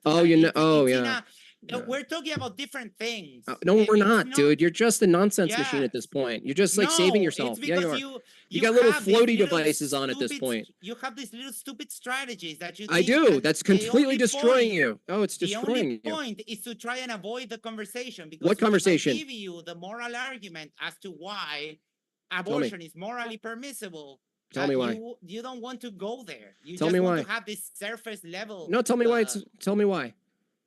Okay. I didn't know this was about abortion, but go ahead. No, it's just an example as one argument. Dude, okay. You talk about just get onto the argument, bro. And other shit all the time. Let's and just to be safe, let's call it medical procedure A. Okay. Discarding BB. So the woman is the carrier, so in a sense, it is the medical proxy for the fetus, so that they have the right there. Then the a consequentialist argument as to why is that when abortions are banned, they still happen, and they happen underground, which poses a risk for both. So the fetus will be discarded too, and now the woman also has a chance Got to it. die, right? So if you make murder illegal, people will still do it underground. So we shouldn't make murder illegal. Great argument, bro. You want to start again? I'll give you another chance. But I reject the characterization of murder. The characterization, yes. if it's illegal, do you think it should be That's all you illegal to can murder do. people? It is illegal to murder people. So do you Now think you're it should making a be? legal argument and Should not you? Do an you think, ethical one. dude? Good job. Legality is informed by ethics, dummy. So do you believe it should be Yes, illegal? but you don't make legal arguments when Do you're you doing ethical think it debates, should buddy. be illegal to murder people? It is illegal to Do murder you people. think it should be? Yes. Okay, so if I make the same argument back at you, if you keep murder illegal, people will still murder. So you shouldn't make murder illegal. Does that make sense to you, Max? Giggle away, buddy. Giggle away. Oh yeah, you're really funny. Now, I reject the characterization of an abortion as murder. I reject everything. Yes, because that's all you have. You have like little silly strategies. You mean pitting your terrible reasoning back on you? Cool. Why is it morally okay? You haven't done that. Why is it morally? I called it in my opening that all you would do is try not to have the conversation. Say you don't have a standard for morality. I didn't say that. And that's all you've done. I didn't say that. I actually used your own standard against you. I didn't actually question your standard. I actually used your standard, gave you your standard, and used it on something else. Now, can you tell me why it's morally permissible to eject the baby? All right. There's I already said a couple of stuff, but for example, sometimes it's absolutely medically necessary or it will kill. So we grant when it's exception. Not. So when it's not. We grant exceptions to a bunch of cases. So now, why should we extend that? I'm sorry, is the middle of my sentence interrupting your interruption? So we grant exceptions to ectopic pregnancies, underage people who get pregnant and that kind of stuff. Now, if we can grant those exceptions, those are not murder because they're in the spirit of preserving the main person, right? Why wouldn't we also extend that to someone who electively does not want to have a child? Well, you're making a distinction without a difference then. If your argument is a woman should be able to terminate the growth of their child at any point in time based on any reason, then why not just extend it outside of the womb as well in the first week of the baby's life? Why not? Yeah, why not? Because number one, my position is not at any point at any time. Yeah, why not? No, why not? As always, there are caveats. So I'm asking why not? Why are you arbitrarily arranging different times, right? Why can't a mother who's in their first week of the child's life outside of the womb, why can't the mother just decide, well, this is going to be a harm to me in the long run. I should stop this right now. I'll give you a chance, Max. I got to let you know we've got a 2-minute warning before we go into the Q&A. Go ahead, Max. All right. We don't assign personhood to the fetus, but once someone is born and they're viable and past a certain stage of development, I think it's 12 weeks? Then we grant that fetus personhood. Good. So first week, I don't want the baby. Baby's out crying. I'm breastfeeding, and I go. It's already a person. Yeah. You said 12 weeks. Yeah, 12 weeks of pregnancy. Oh, pregnancy. Yeah. That you're calling it a person. Okay, and why is it at 12 weeks you're calling that a person? It's a developmental thing. That's your answer. Where? Yeah. Maybe you could have went into being a doctor, Max. Sure. Could it be 11 weeks? It could be, yeah. And Why isn't it even go 11 up to- weeks? Some even go up to 16 weeks. It depends. Why isn't it 5 there weeks? I mean, 5 weeks is just a clump of cells. Like You're a clump of cells right now. Why yes, is but it- I'm a clump of cells that I'm is asking, self-aware, what's the difference but it's between a clump 5 of weeks cells. and 9 weeks? That the development. I am a clump of cells. We're still development. We're still developing. I am a clump of cells who's already aware of their own existence. Oh, a firstborn baby isn't aware of its own existence. Doesn't even make the distinction between it. How do you know? Well, that's what your own studies say. They seem to be aware that they're hungry. No, not that they're hungry. That could be an automatic response, is that their distinction between themselves as an entity versus the external world, like self-awareness, that they're having thoughts about their own entity. That comes later as we develop, language and thought. So are you saying a child is aware of itself? It feels itself. It's discovering. Of course, it's in a process. And the process starts when? When you're born. No. When does the process of the human life begin? The process of the human life? Yeah, when did your human life process begin, Max?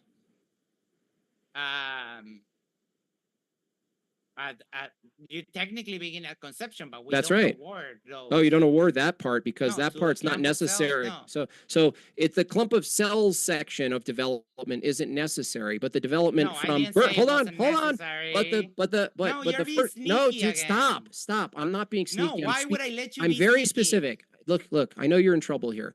So I'm not in trouble. look, I know you're dealing with the guilt and all of that of having a terrible I'm worldview. not dealing of So listen, anything. the development is Stop tooting your own horn. the development in this view is totally arbitrary. You're basically saying, yeah, it is, because you can't tell me the difference between 5 weeks and 11 weeks in some meaningful distinction. And then you can't tell me the difference. Developmental. You can't tell me the difference. Don't shush Dude, me. saying developmental says nothing. You can't tell me the meaningful distinction. Dude, shut up. You can't tell me the meaningful distinction between 16 weeks and the first week. Don't understand. What's the difference between this? What's the difference between 16 weeks and the first week of birth, after birth? Obviously, the development of the meaningful distinction. Why isn't that meaning? You don't get to decide if it's meaningful. You're deciding. Or not. No, you're deciding. That's what's on trial right now. You're deciding by saying yes, the and fetus. You're just like, it's no. You're deciding. That's all you do. You're deciding at 15 weeks, 14 weeks that something's of value. You can't tell me why. Developmental. That doesn't tell me why. That's a process. We're still in development, right? We're constantly moving in a direction, right, in life. Right. So look, dude, saying developmental doesn't tell me the meaningful distinction at 12 or 14 weeks that gives human beings, by the way, from the secular view, don't even have more moral value even after they're born. They do. You How? don't keep saying. Why? You keep saying that, but they do. Why? Because we intersubjectively agree that humanity has value. So we can agree. We can agree not. So we can agree otherwise. Great work, dude. I'm done. So we can agree otherwise. You heard it here. So we can agree to kill everyone. And is it true?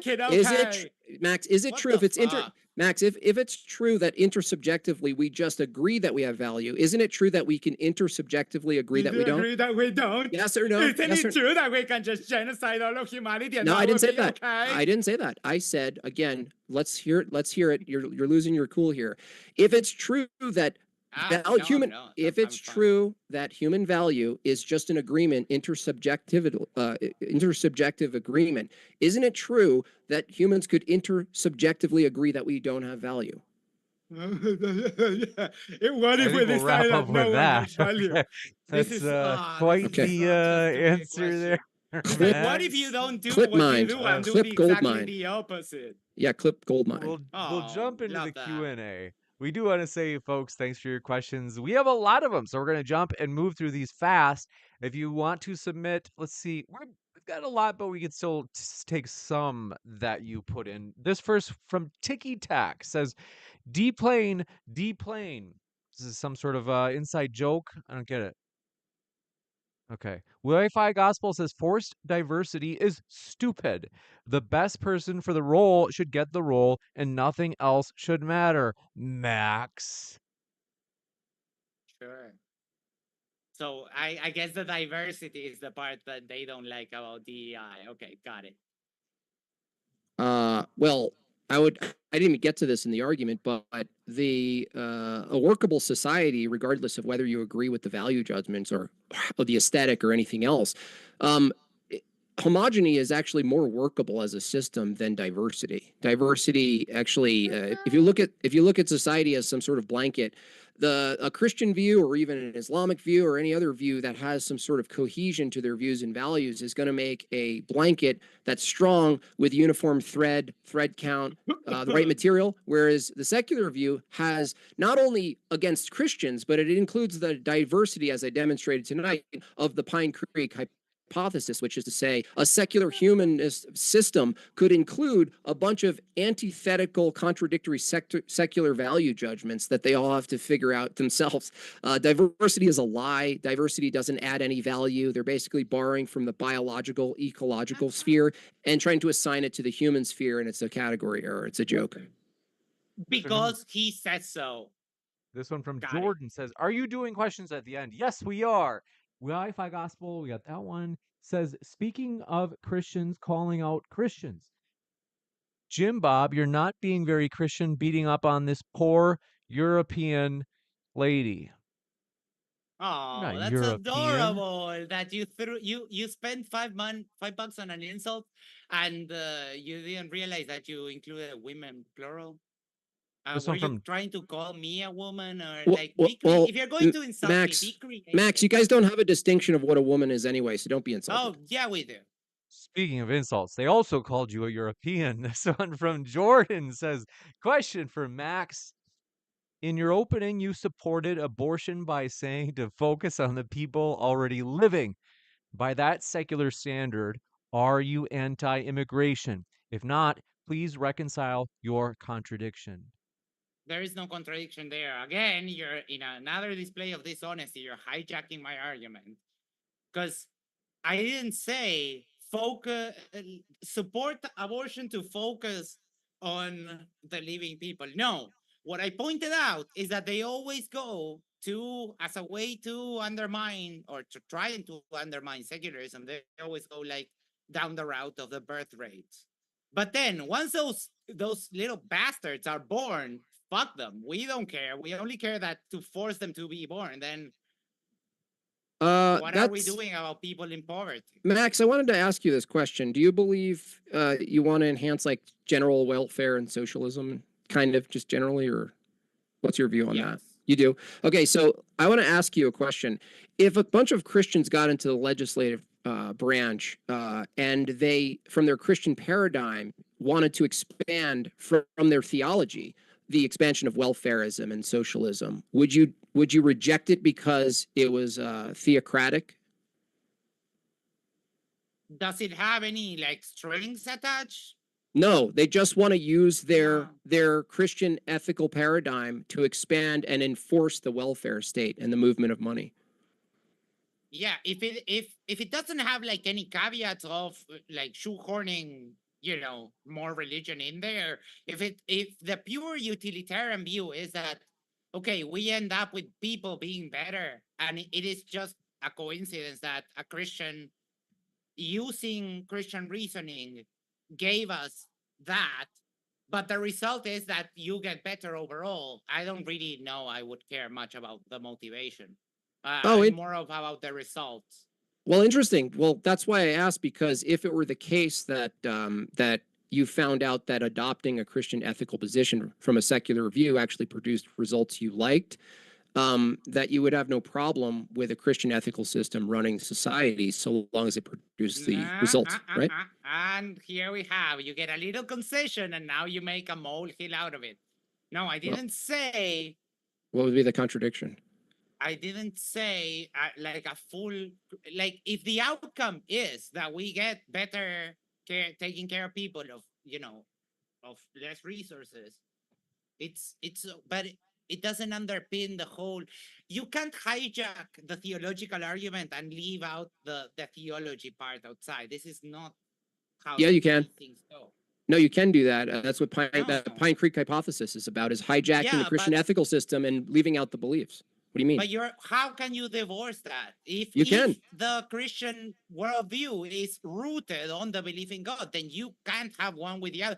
Because otherwise it's like, okay, murder is wrong. Why? Because X says that it is. And it's like, what is X? Oh no, it's not part of the discussion anymore. It's like, okay, how do you say this is immoral because it goes against God's law if you don't have God there? This one might be a good opportunity to move forward. Jordan says, question for Max. In your opening, you supported abortion, procedure A, This by one saying... was the one that we were just talking about. Oh, sorry, long day. Wi-Fi Gospel says, question for Max. 6 guys and a doctor on an island. 5 guys need life-saving organ transplants. 1 guy has all 5 organs. Why is it not okay to unalive 1 guy to save the 5? Trolley problems. More trolley. They don't have a solution. There is no right solution. It's unfortunately, what secularism requires is that you actually go and think. It's like, okay, in this particular situation, what is the moral choice? Maybe it is okay. That's what I'm saying. That maybe it is okay to do the transplant and get 5 living people rather than 1. You got it. Ban says, Max, if life is about progress and living a better life, why would you oppose eternal life Christianity offers, which promises not only an afterlife, but also a better one, more meaningful life on earth? So, translation, why don't you like my fantasy? Because, buddy, newsflash, this is the only life that we have news about. And this is the life that we should make it so that it is best for us and the following generations. That other life, we don't even know it's there. So why would I prepare for it? Wait a second. You said to make it better for following generations, but we should make life better for following generations, but you don't have a moral obligation under secularism to produce following generations. Yeah. Ruh-roh. Yeah, but Ruh-roh. We again not having. Are you okay? Do you need to take a pill or something? Were you huffing those crystals that you talk about a lot? Yeah. Are you drunk already? No. This one Can I finish my answer? No. Okay. What have you got, Max? No, it's okay. He doesn't want to hear it. But don't worry about that. Just answer it anyway. Why would you defer to him? Like, don't be a soy boy. Just go ahead and say it. No, I forgot already with all the spurting there. I forgot. Never mind. This one from Charles Lehner says, Jim Bob for DebateCon 6. Wow, it's not impossible. Cinematic Jurassic says, as a fellow atheist, I think one of the biggest flaws with secular humanists is that they focus on if the religion is quote unquote true, as opposed to if it's better for society, regardless if it's true or not. Well, I didn't get to focus on if it's true or not. Jim Bob got stuck in the little point that I called in my opening he would get stuck on. And we couldn't even have the moral conversation because he thinks that we do not have any way to justify our moral prescriptions. He thinks. Well, I didn't even get into that. I could have taken the moral approach, but ethical views are derived from some a moral position on something. But my attack tonight wasn't, hey, what's your standard for morality, Max? I didn't do that. I actually pinned the secularist view against another secularist view that adopted a set of norms that you disagree with. And I just simply asked you, how do you argue as a secularist against the Pine Creek hypothesis? And you went silent. No, I didn't went silent. I rejected. No, you did. You got wrecked. Attempted repetitions of shoehorning. So it's like, you got totally wasted. The reduction of, it's like, what if you don't argue for your paradigm. Yeah, What you if didn't have an I answer. put my paradigm in the place No, of it your wasn't. paradigm, It wasn't. and now you It answer wasn't. questions about No, this it stupid wasn't my hypothetical paradigm. that I It- just invented. It wasn't my paradigm. My paradigm actually believes in God. I'm talking about Pine Creek adopting the actual And you don't prescriptives. see- Dude, I asked you a question. Pine Creek adopts Christian ethics from a pragmatic position. He just prefers that, right? I say he's still a secularist. You say yes. I say, on what basis can you as a secularist argue against him as a secularist on pursuing those Christian ethical systems so long as he doesn't believe in God? Zero, zip, zilch, you got nothing. Move along. But you have to shoehorn in your own. I You didn't have to shoehorn anything. in the Christian ethics there. I didn't. Because otherwise, you don't have an argument. Cool. Let's swap Christian ethics with Islamic. Let's say Pine Creek Doug adopts the Islamic ethical program, but doesn't believe in Allah. Same problem, dude. You don't have a way out of this. Get out of here. Because it's a shoehorn, it's a sneaky argument. It's not an actual argument. It's like, what if you don't do your thing and then do my thing and answer my questions with your paradigm? But it's my paradigm, really. It's dishonest. It's trash argument. What? It's literally a test of your own logical system. No, it's not a test of my own logic, because if it was of my own logic, you wouldn't have the Christian values over there shoehorned into the argument. What are you talking about? I demonstrated that a secular. It's okay that you don't get Max, it. no, it's for the requires audience. a It's for the higher audience. level of It's for the debating audience, to just so you actually know. make an argument Just so you like know, that. to summarize. The thing about this whole debate was this: a secularist can adopt prescriptives of systems that are theistic without adopting the belief ultimately of the theism that they're adopting. I'm demonstrating that they're still secularist, but they can adopt all of these views. They can reject the Skittle stuff. They can reject the Troon stuff. They can reject DEI. They can reject. That's why I call it the Pine Creek hypothesis. The problem is you guys can't argue against him, and so instead you demonize him, and you have no arguments from a secular view. We're not importing the Christian ethical program. We're importing the prescriptives that can be borrowed from the secularist, and the secularist who opposes Christian ethics can't argue against the secular who abides by them. They have nothing. Yes, we can. How? I want to give you the last word, Max, because this super chat most recent one was for you. All right. So let's say they reject trans rights. Well, they would be against the flourishing of a group of humans. So there is. I know the label is not important, but they're actively going against what secular humanism stands for. So that's why it's a nonsense position to discuss. No, they just reject your standard for flourishing. That's all. They're still secular, by the way. Fail. Another fail for Max. Another nitpicking. You think you have something and you don't. Can a secularist disagree on the standard for flourishing with you? Without going too far, because okay, cool. That's on over. This question for about 5 minutes. We do have to jump to this. Burnham says, if I pretended Tolkien wrote the Bible and lived my life with the same ethical framework as if it were God, would it make a difference in my life?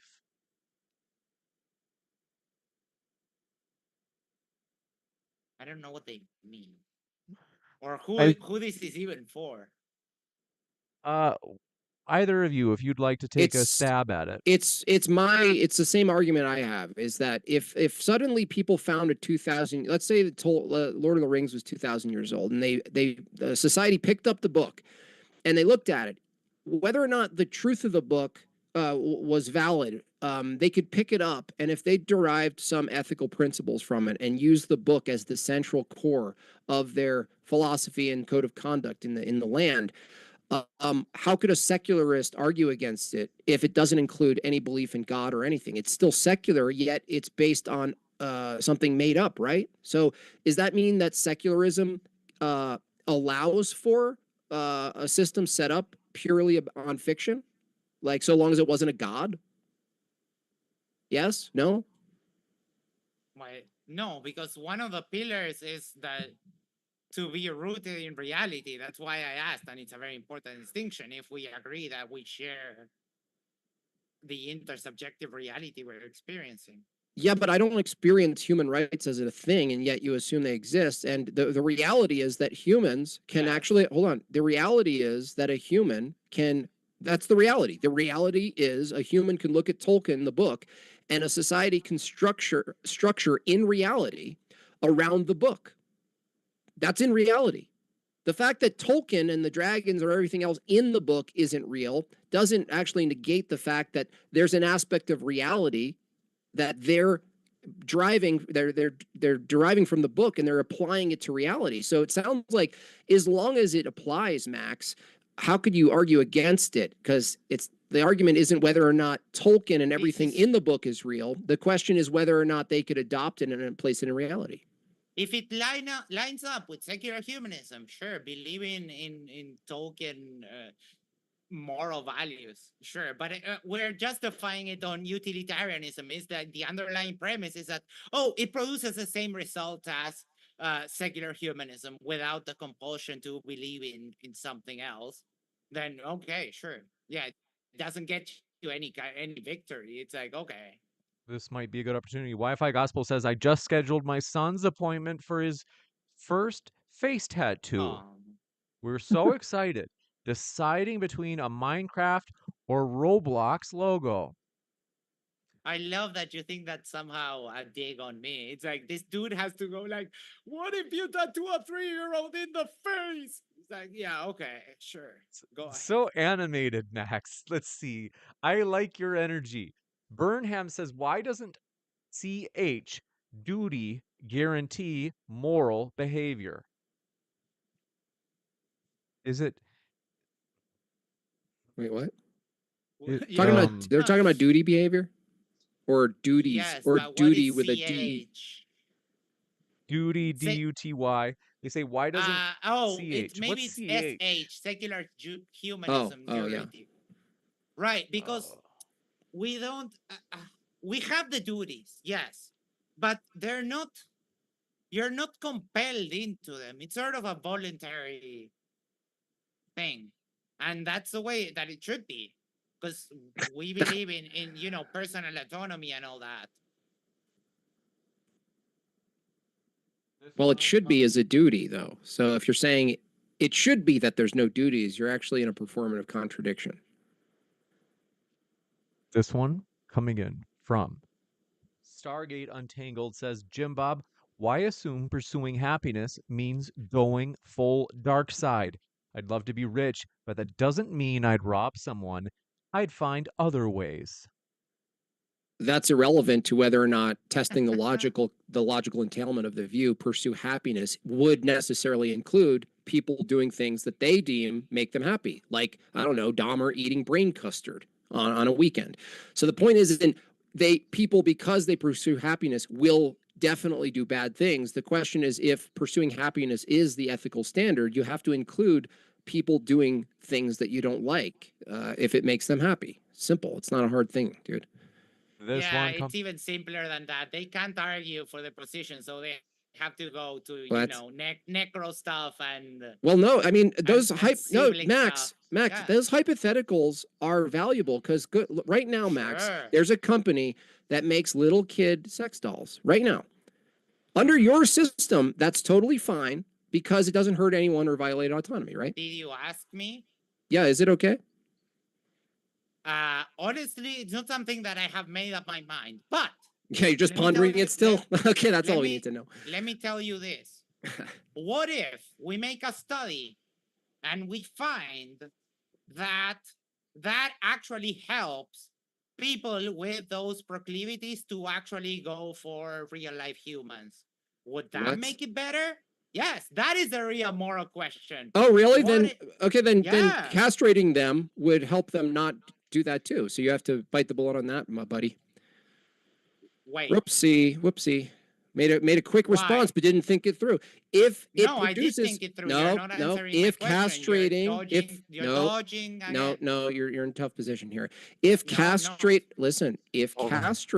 all those people, let me talk. All right, you have to. I let you talk. I need you to ask why. You don't like it, do you? Why is my position not even being discussed? You jumped. Okay, buddy. What about Let's do this? one at a time. What about this? Okay, and buddy. you didn't even touch my good. Okay. Well, all right.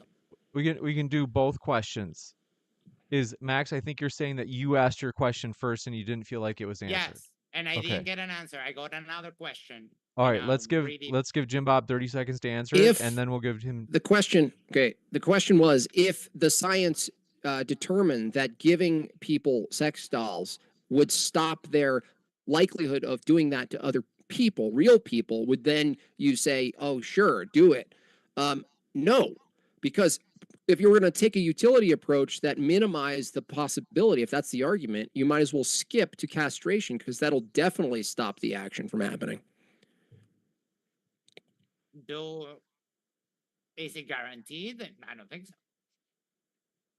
I understand. Is it guaranteed otherwise? No, it's not guaranteed the other way either.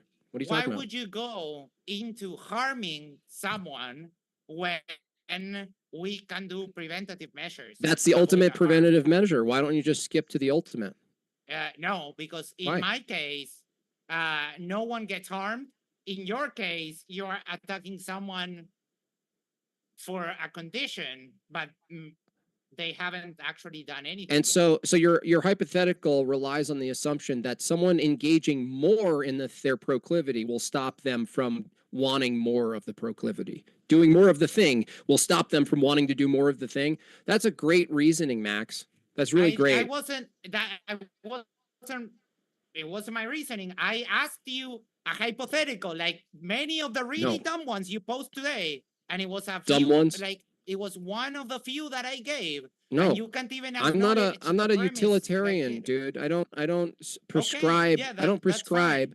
From your view, you would. That's why, under your view, if you're saying, well, if X causes Y and Y is the value, then anything that X is good enough to cause Y, the outcome. That's just straight up what happens under that system. Is that so long as you produce the outcome, you can justify anything you do, which is the baseline core trend of secularism across time.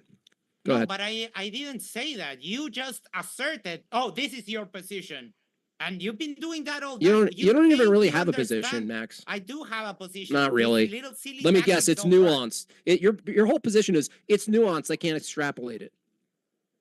No, we need to discuss the nuance. It's not that this is not a one-size-fits-all conversation. You know that. Yeah, right? that's why it won't work for society, because society has to be run by an assumption of one size fits all if you're going to order a society.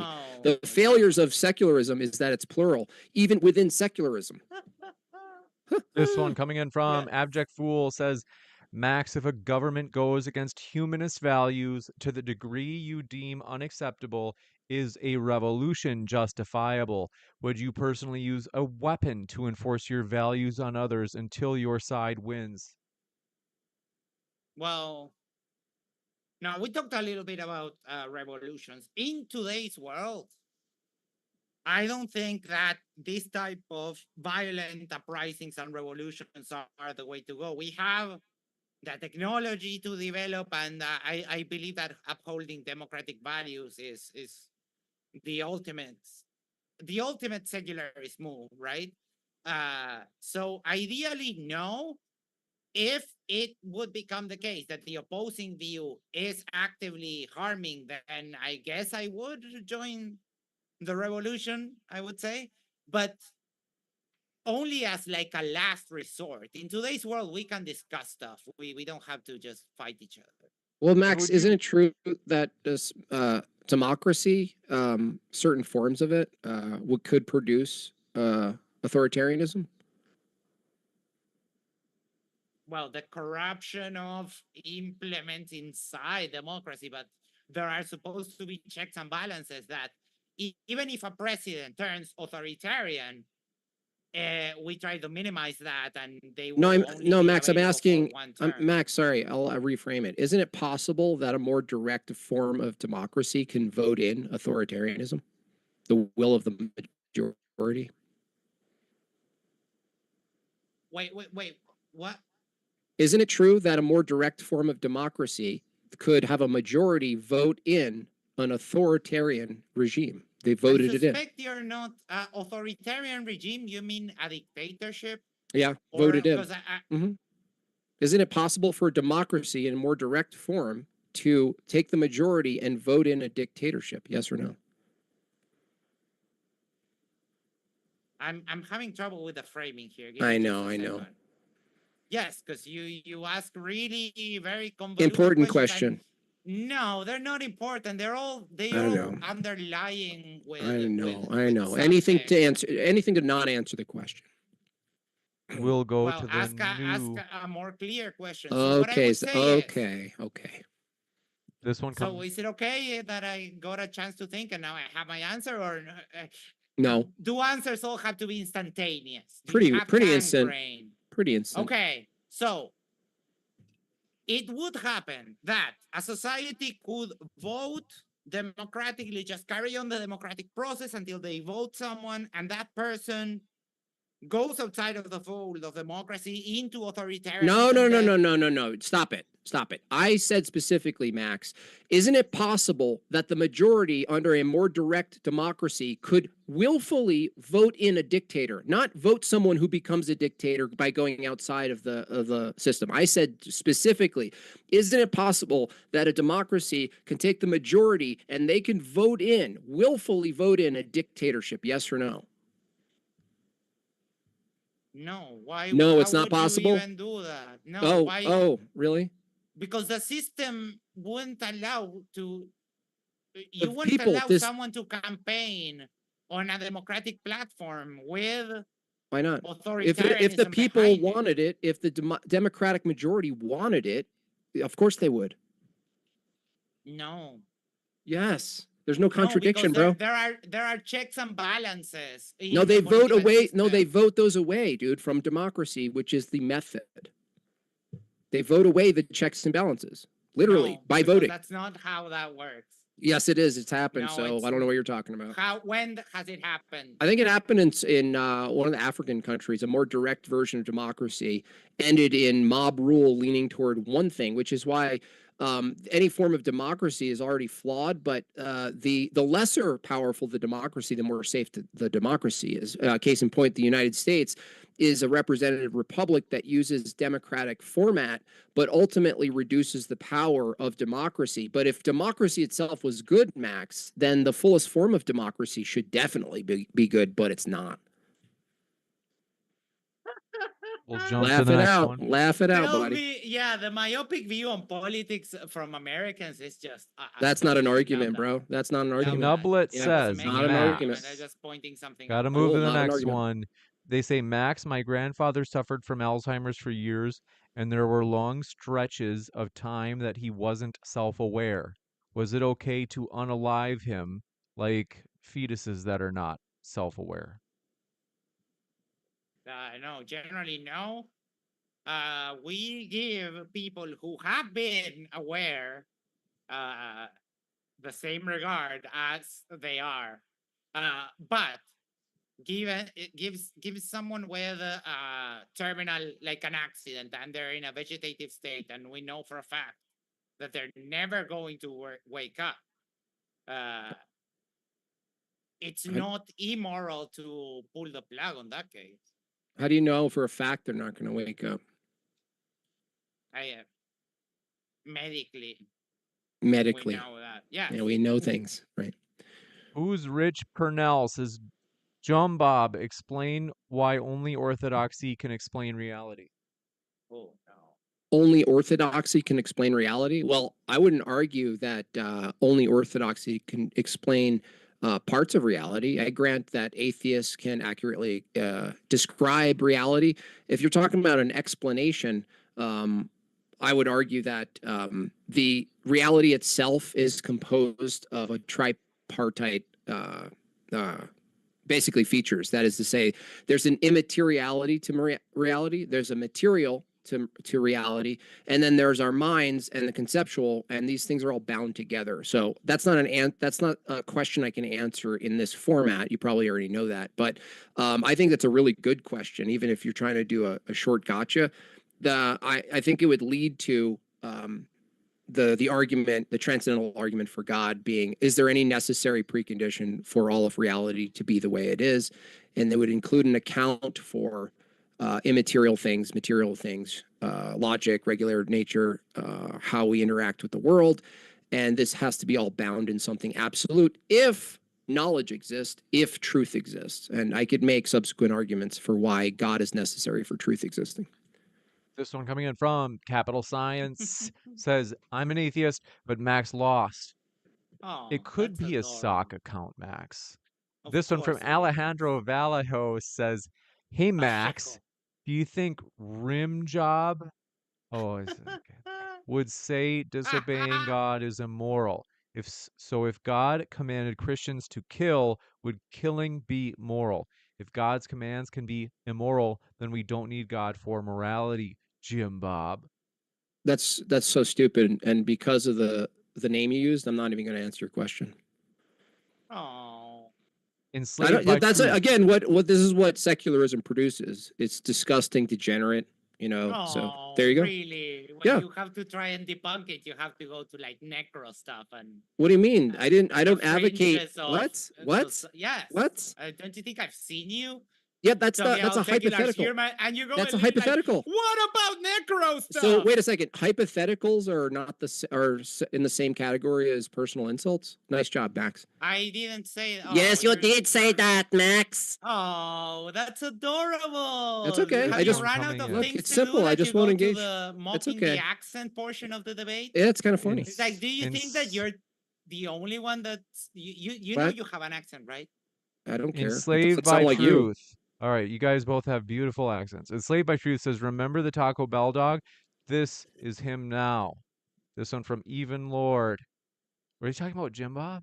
Okay, this one from you guys like don't worry. All right, you guys. Well, actually, I should have asked beforehand. Do you guys want me to not read insults toward you guys?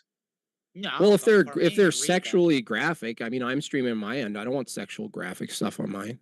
Oh, for me, you can read anything. I'll take it. Even Lord says the societies with the most flourishing in history are more authoritarian, and they are often homogeneous. Max, why are you promoting an unstable society? Yeah, because I reject the premise. Give me a citation for that, buddy. A citation for homogeny being a necessary component for sustainable systems? No, for the thing that is a claim that flourishing in history are more authoritarian. Citation needed. This one coming in from Aisha's Goat says, Max, if morality is subjective and based on human consensus, what makes something truly quote unquote right or quote unquote wrong beyond cultural preference? Well, there may not be an objective right or wrong. It is that we decide and we change with the times what we consider right and wrong. And the funny thing is that they will criticize. It's like, but your morality is subjective. And then they will tell you that God's morality has never changed, when in fact it has changed. It changes from denomination to denomination. What? That's so stupid, dude. What are you talking about? If denomination... And on top of that, it is something based on the interpretation of, of who they consider the authoritative view of their church. Forgive me for interrupting. They specifically did ask me. They said, just please be sure he actually answers it. So I understand that you would say that Christian views are subjective, but they're asking about yours. So they're saying, if morality is subjective and based on human consensus, what makes something truly right or wrong beyond the cultural preference? But so what, in one word, what would you? Again, this is the they're trying to judge secular. Are you Dansberging? Am I allowed? Is it a threat to your little position? I don't think you have the position tonight to call someone else a Spurg, dude. Sure, buddy. So there may not be an objective right or wrong. That is what happens when you're dealing with the subjective experience. But again, what I try to highlight is that you're using your preference for an objective system or a perceived objective system to judge the people on the other side. That is an external critique, not an internal one. I get it that you don't like Jim Bob's position, but what I need is they're saying what makes something right, truly right or wrong beyond cultural preference on your view, whether morality be objective or subjective. But I already answered. There may not be an objective right or wrong. Okay, they're saying whether they're saying either granting moral subjectivism or moral objectivism, what makes something right or wrong beyond cultural preference? Fourth time, there may not be an actual objective right or wrong. If it's not, they're saying if there's no objective right or wrong, is there anything else other than preferences that would determine the rightness or wrongness? They're asking anything other than that. But it's not about preference. We discuss it, and in the intersubject, there's moral intuition, pragmatism. There's so many ways in which you can. So you prefer pragmatic. That's a preference. You prefer to follow your moral intuitions. That's a preference. What else would it be other than preferences, Max? Those are not saying that all of those are just preferences. They are.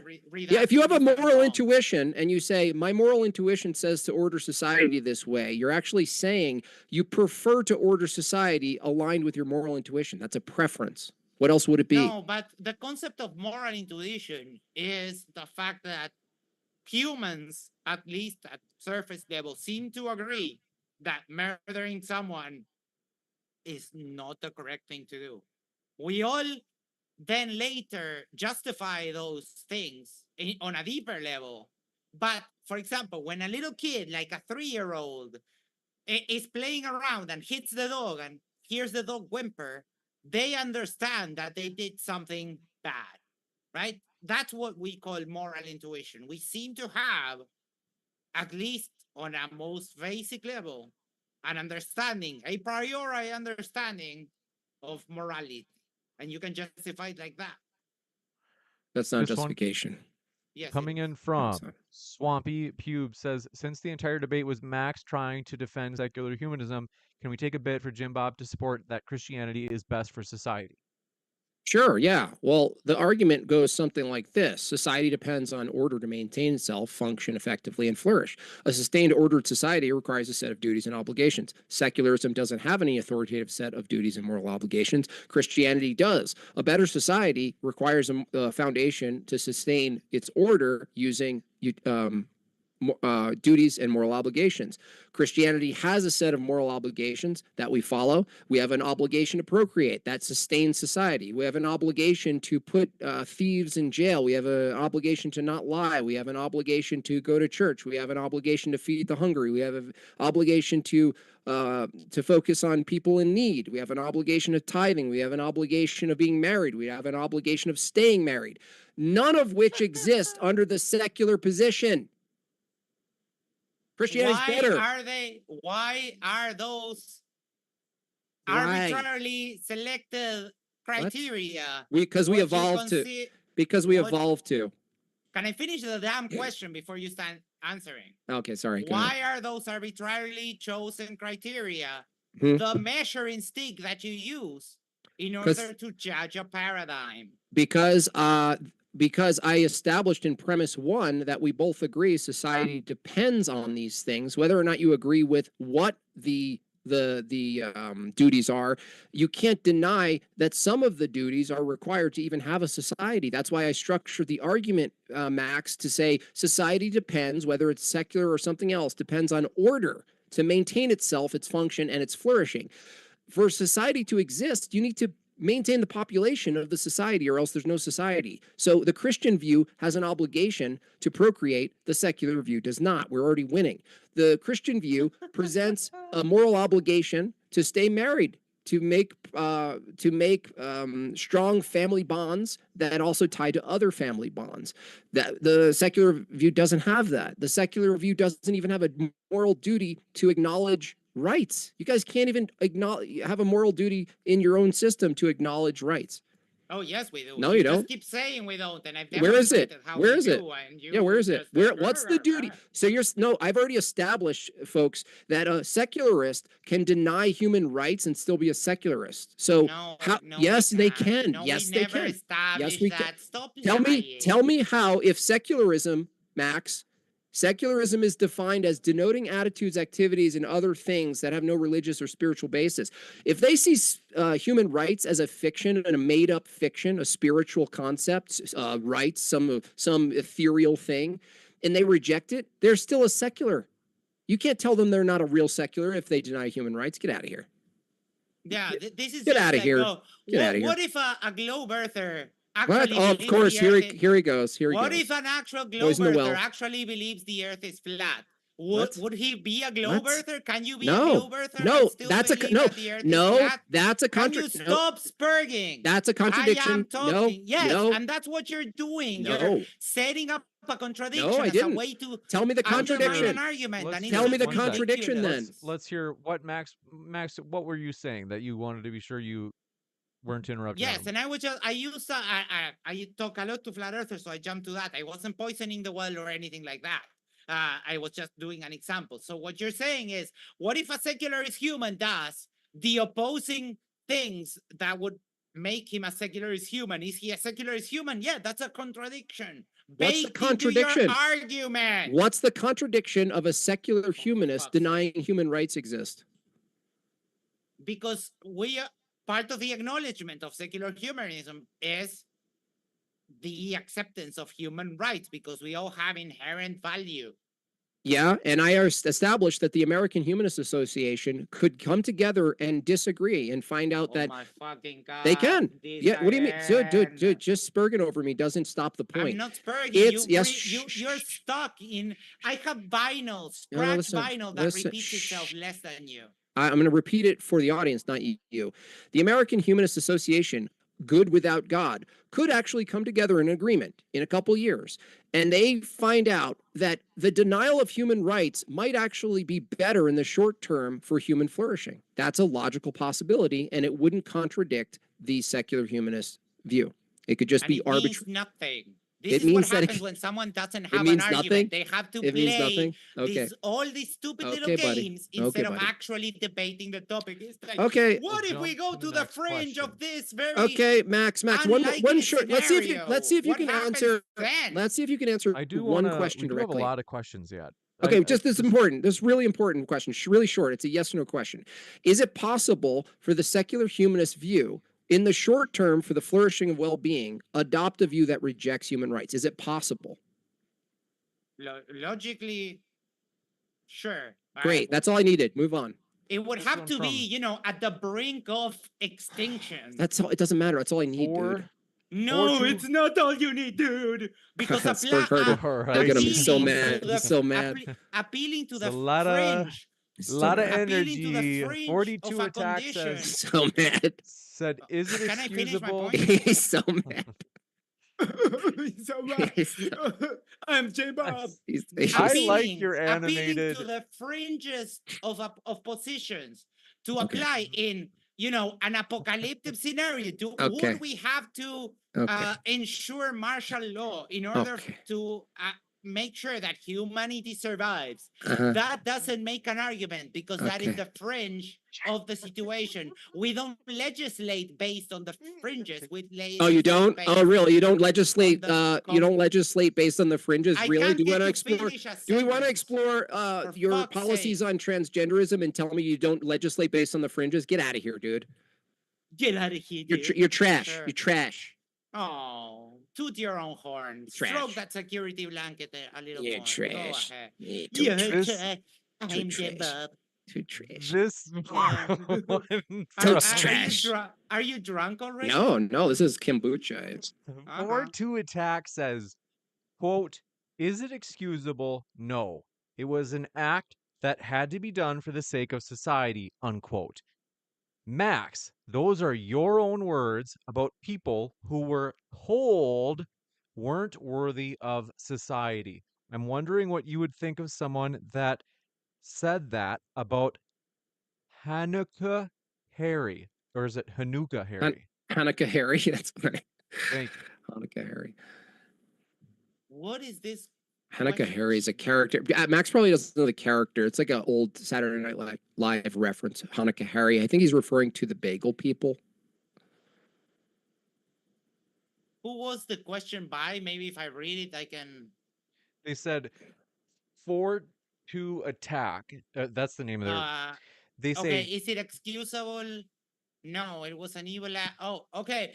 Yeah, this gets us into the topic of the greater good. But the problem is that all of these cases are life and death situations. So faced with human extinction or maybe temporarily giving away rights in order to prevent extinction, that would be the moral thing to do, sure. But we don't base our moral system based on the extreme case that we're about to go extinct. That's not how we do stuff. Wait a second, but you said the French Revolution, the revolutionaries were just anti-monarchy, and they weren't facing, you couldn't argue they were facing definite extinction in that scenario, would you?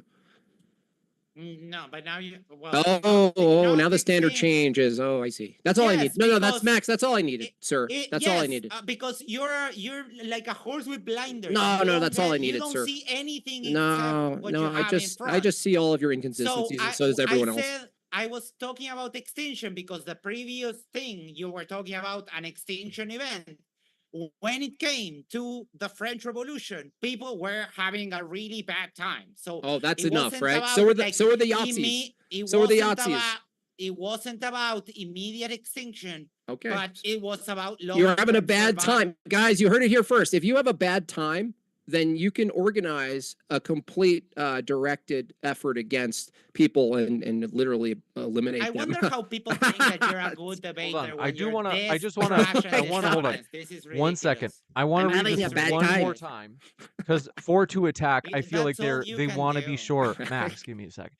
Is they say they want to be sure it gets a proper response. Quote, is it for some reason they don't like that I rubbed my eyes while I was reading it.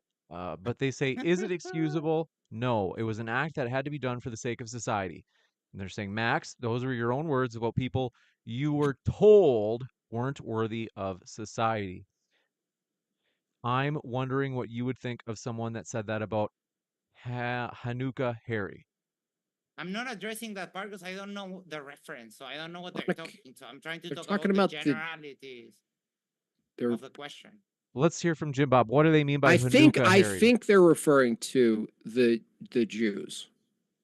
Oh, are they talking about the Jays? As the Jays on YouTube have to say. Sorry. Oh, the Jays. I just want to say bagels if you want to work around. We'll make it even more. We'll say the Blue Jays. Blue Jays. What the hell? I'm lost. What does this mean? If the people who had blonde hair, blue eyes had a society they set up based on their preferences and their own arbitrary views of values, and they saw that another group of people was undermining that, and they were having a really bad time, Max, they were having a really bad time. And based on having a really bad time and looking at their own identity potentially being extinguished, they got into a panic mode. But you know, they're like the revolutionaries. It's just that the people who were killed in this revolutionary act, Max, happened to look a certain way from a certain place, and has been documented ever since in history as a horrific moment. But yet you justify the French Revolution by saying they were having a bad time and they just really needed to do something about it. He's asking the distinction between the two, Max. Meaningful distinction. Yeah, yawn it out, buddy. Yeah. Good. So it's a good question. It's not Max, a good question. can you at least unbelievable? This guy is the worst. Can you humor it, Max? Can you answer the question according to what you've heard? Well, there is a perceived threat. Like, I don't know. This is such a ridiculous question. I don't even know how to answer it. You don't have an answer for it. Wait, I don't understand. You said it was racist?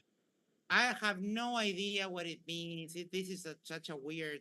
Look, it's simple. Okay, if the proletariat in the equating the French Revolution to what happened in the Second World War, I don't think it's a fair comparison because it's not the same. No, situation. It's about Hanukkah Harry. It's about Hanukkah Harry. I don't know code language. Okay. Right. That's exactly what I was saying.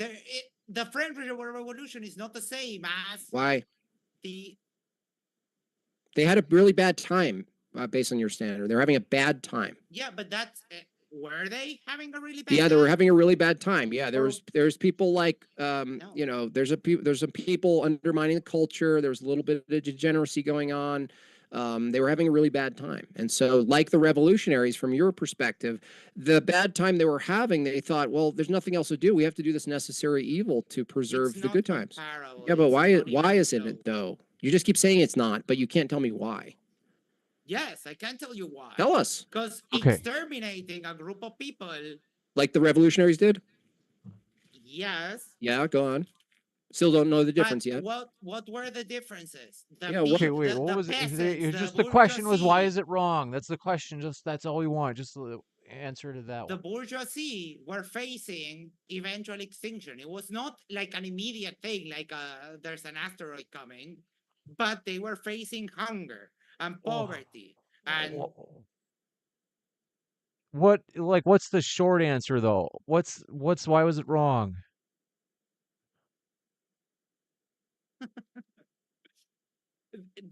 this doesn't have a short answer. It's not a TikTok question. We are going to let's see the next question. Mods, take it easy on muting in the chat. Do me a solid. Unless it violates YouTube terms of service, like you can't, if someone in the chat says, I can't say it on stream, but if they say like they type in NIGGER, then you ban them or whatever. But you know, if it's just like they make fun of my haircut or something, it's fine. Just leave it.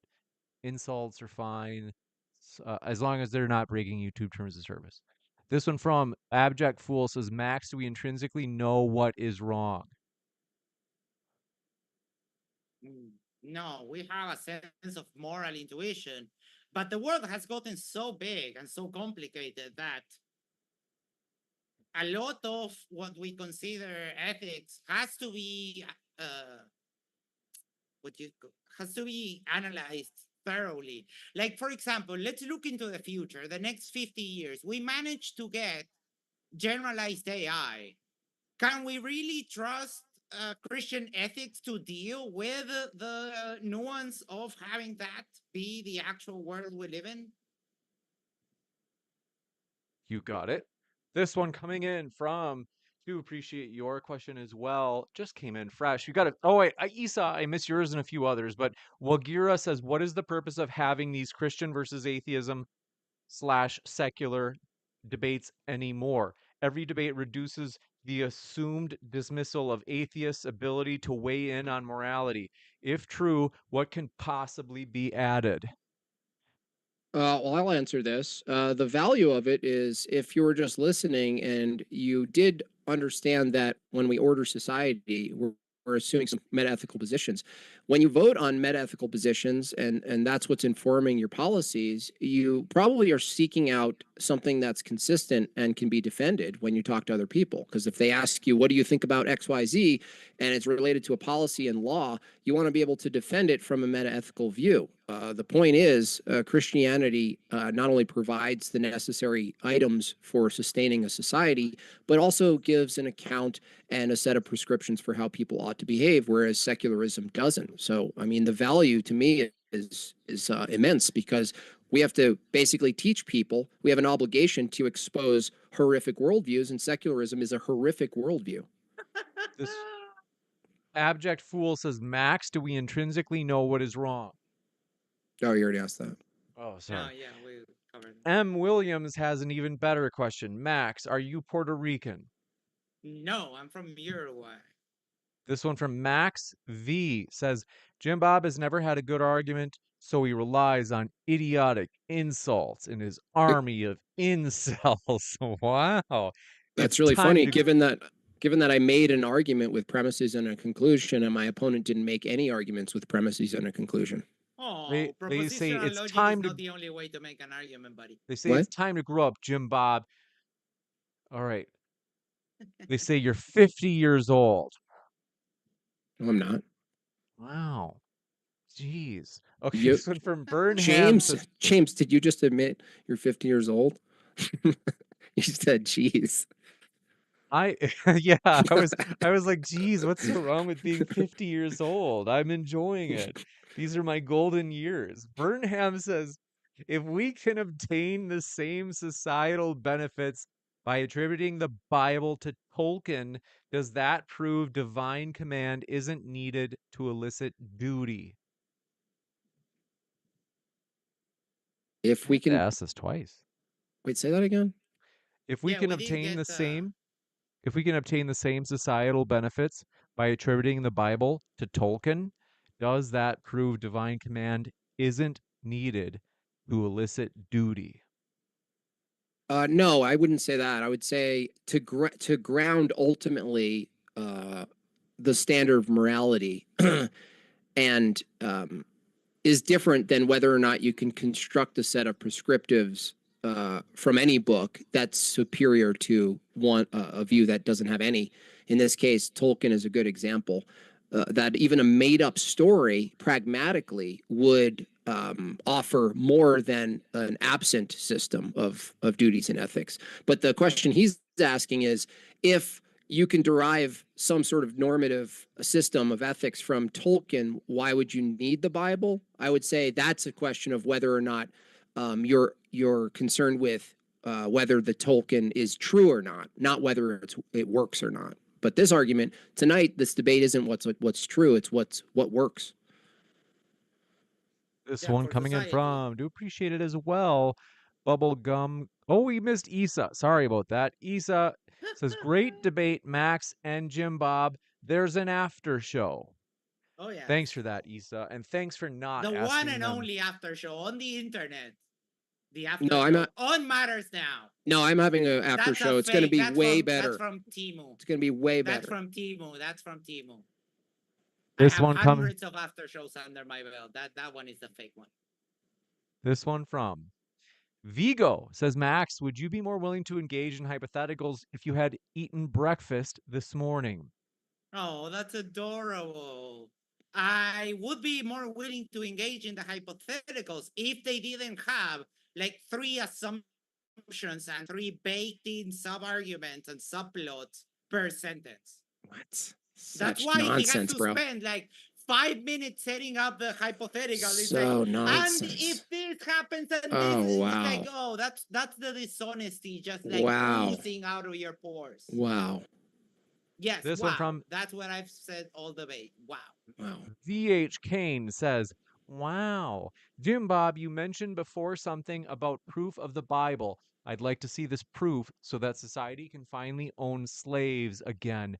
Please elaborate. I've never used the term proof in the Bible in a sentence. Proof is a mathematical distinction. It's not We a agree. reference. It's not a reference of historicity. Historicity needs to be examined through the lens of a paradigm. You're dealing with like what you would call evidences. There can only be evidences of the biblical truth, but I don't reduce my my worldview to the Bible. I go to church history and then I go to philosophical arguments as well as the Bible. So I don't know the person who's saying that. I've never used the word proof. I think that's a mischaracterization of what proof is. No, I Cool agree with view. him, and we agree on. Maybe it's because I talk to Cheers. philosophers a lot. That Cheers. is not the correct word for that.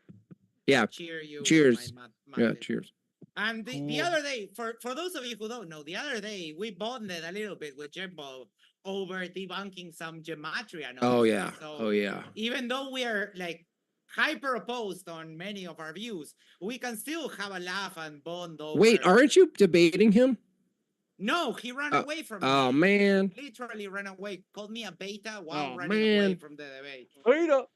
This one coming in from Cool V1C says, thank you for entertaining debate on MDD. Thanks for your kind words. Wagira says, what is the purpose of oh, we got that one. Austin Graham says, Max is suicide. Get what that I can't even use that immoral. anymore. Is self-terminating immoral? Why or why not? No, I wouldn't say it's immoral. I would say we shouldn't advocate for it. We should help people who are having those intrusive thoughts. But given that we respect bodily autonomy, and there are some cases in which it does actually seem like the moral choice, I wouldn't feel comfortable saying that, like as a blanket statement, that is immoral. Bubble Gum Gun says, in Christianity, God said the age of consent is 12. Is that in the Bible, Jim Bob? No, I don't think the number 12 is in the Bible. What's in the Bible is fully developed, a development, whereas the Quran doesn't have that. It does point to the development of being a precondition. What's it say in the Secular Humanist Can I s- Manifesto, my- Max? my, Yeah, what does it say in the uh, secular? Yeah, exactly. This one. The Secular Humanist Manifesto is not like when you have a question about is this moral or not, you don't just like go to the manifesto the way that you would go to the Bible to try and prove that. You have to actually do the work. You have to have the philosophical conversations and have the actual debate in society about is this position moral or immoral. You keep referring to the Humanist Manifesto as an authoritative thing, like you would refer to the Bible, but it's not like that. This one coming in from Even Lord says, is communism as bad as Yahtzee-ism? What do you guys think? No, I would say Yahtzeism is worse. Well, Nazism is a form of National Socialism. So the dichotomy between communism and socialism, I think, emerges emerges because it's trying to reduce life to a strict sort of like utility. It's trying to produce some sort of like utopian impulse that we all have as humans, by the way. I think both of them tried to act on that. And in that action, they actually reject the duties and obligations of a Christian view, and they try to make some sort of heaven on earth through communism or socialism. I think there's a spiritual aspect to communism and socialism. It's trying to fix humanity. Holy cow! Holy cow! Don't they teach you about communism in the U.S. or what did I say? What did I say? Do you disagree with? The spiritual Yeah, that's my view. aspect, where did Yeah, you that's even get that's that my from? view. Yeah, but it's incorrect. How It did doesn't you conform determine with it's reality. incorrect? How did you determine it's incorrect? Because it doesn't have. This is just like a Christian cope about. How did you? No. How did you Nazism determine and calling it a communism in the cope, same Max? Isn't an in the argument? same bag, and also Can you tell me now how it's you're determined to be wrong? No, and you also can't. now you're shoehorning Can you tell me why it's this wrong? spiritual aspect. Like, Can where you tell me the how it's hell- wrong? Where the hell in the Communist Manifesto does it see that? Does it Can you say tell me? you It should made worship God. It made a god of the leaders, and it made a god of the system.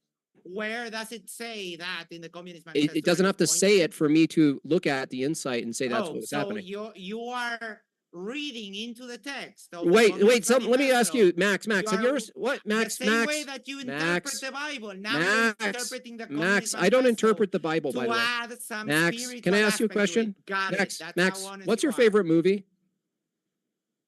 Fifth Element.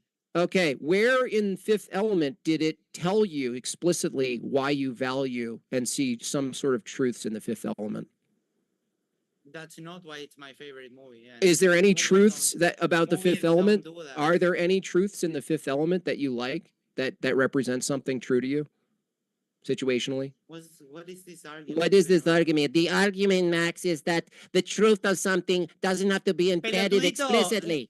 This thing that you're mocking me for, You idiot. it means that I'm smart enough that I carry inside my head 2 full languages. You fucking Wow. piece of trash. Wow, Max. This one coming in from Significa que hablo 2 idiomas, bobito. Wow, Max. You got that? sounded What? sensual in nature. What? The blind guy says Max says he respects. Was it not sensual? Okay. Max says he No, it respects. wasn't. Okay. Max says he respects bodily autonomy, then says the French Revolution and its atrocities were required. Got it. Oh my stars! It's like there are nuances to a position. We generally frown upon killing other people, but if someone is threatening you, self-defense is okay. It's almost like there's not a one-size-fits-all when it comes to morality and ethics, that the world is a little bit more complicated than it is meant to be. As long as you're having a bad time, guys. Oh. I like your energy, It's both of okay. you guys. Let me just check for any last questions. Our guests are linked in the description box. My dear friends, check out our guest links. We appreciate them. You must appreciate them in some way, shape, or form. Maybe you appreciate at least one of them. And even if you don't appreciate them, let's say you're like, oh, to hell with the other guy. You could always, there is like fruit in going to check out their channel, even if you disagree with them, because you're getting it Oh yeah. straight from the horse's mouth. You're not hearing like someone from your own side summarize what they say. So there is actually fruit in understanding the other side by hearing it from the other side. This last question, I think this is the last. Jooms says, is the partnership between you two, Jim, Max, or Max, Jim? What? What does Max that Jim mean? sounds a little bit better, right? If we were to partner up against the Gematria dudes. Oh yeah, yeah, yeah. It would probably be maxed. It would probably be Jim Bob maxed, like ed at the end. That Wow. could work also, but Max Jim also works. Even Lord says, oh, that's right. They did ask this question. I hate this question because it comes in every debate. They said, could the debaters steelman each other? Okay. Sure. Go ahead. So Jim's position is that under secular humanism, you can't have grounding for morality, and it reduces everything to preference. But that, I'm sorry, I was going to give the rebuttal to it, but I think that's a fair summary of the broad strokes of the position. All right, Jim Bob. Max's position as a secular humanist is that that he thinks societies should be run on whatever empirically demonstrates the improving of lives and the maximization of well-being and the avoiding of suffering, essentially. Yeah, fair enough. You got it. And folks, as I mentioned, our guests are linked in the description box. They're also linked even in the title. You can click on their hyperlinks, as I just hyperlinked their names in the title.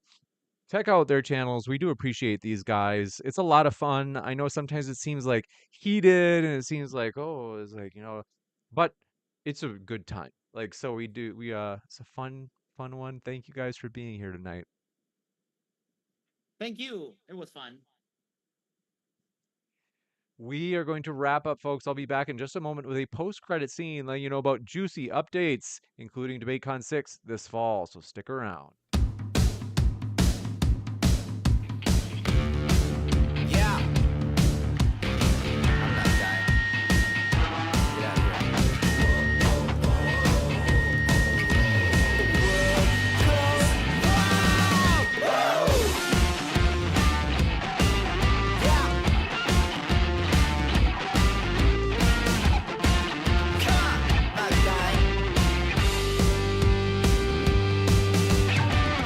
We're dancing in the street. There's nothing left to eat. We're on a winning streak, going out in style.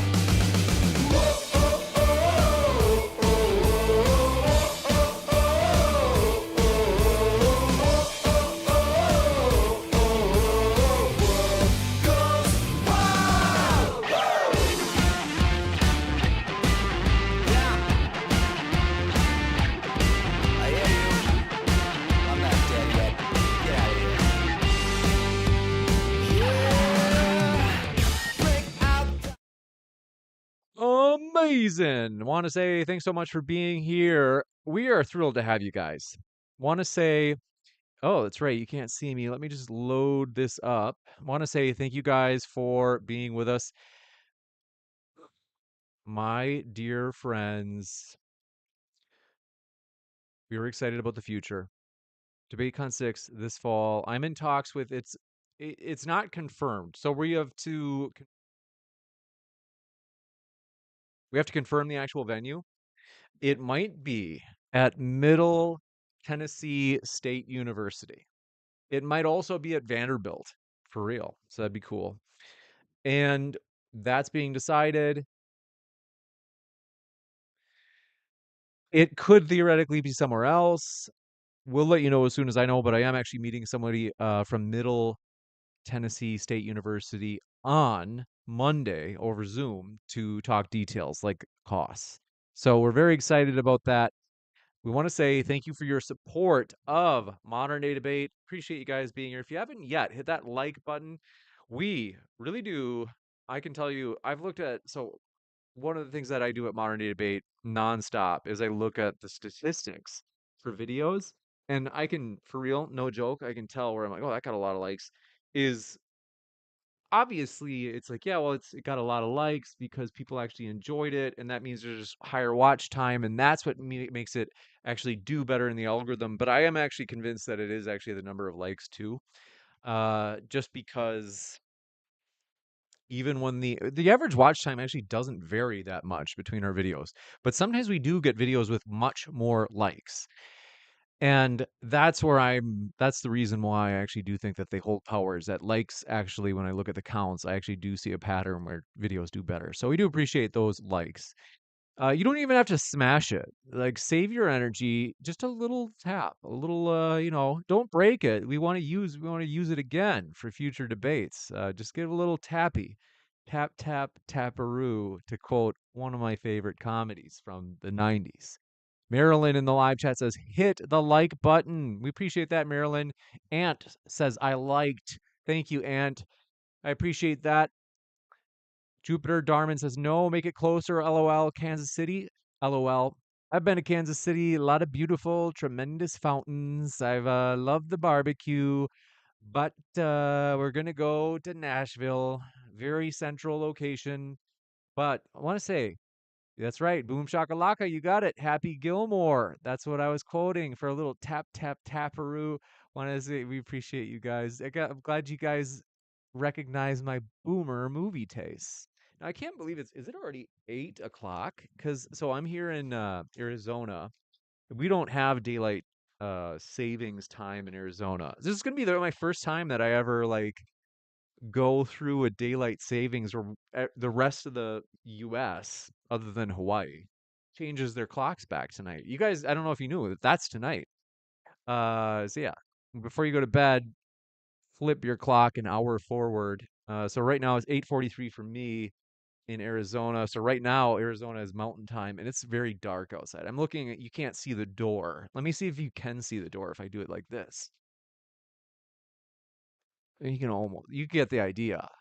Want to say though, Anon, I'm us says lick the like button or lick the lick button. Either one works. I appreciate that. He's right.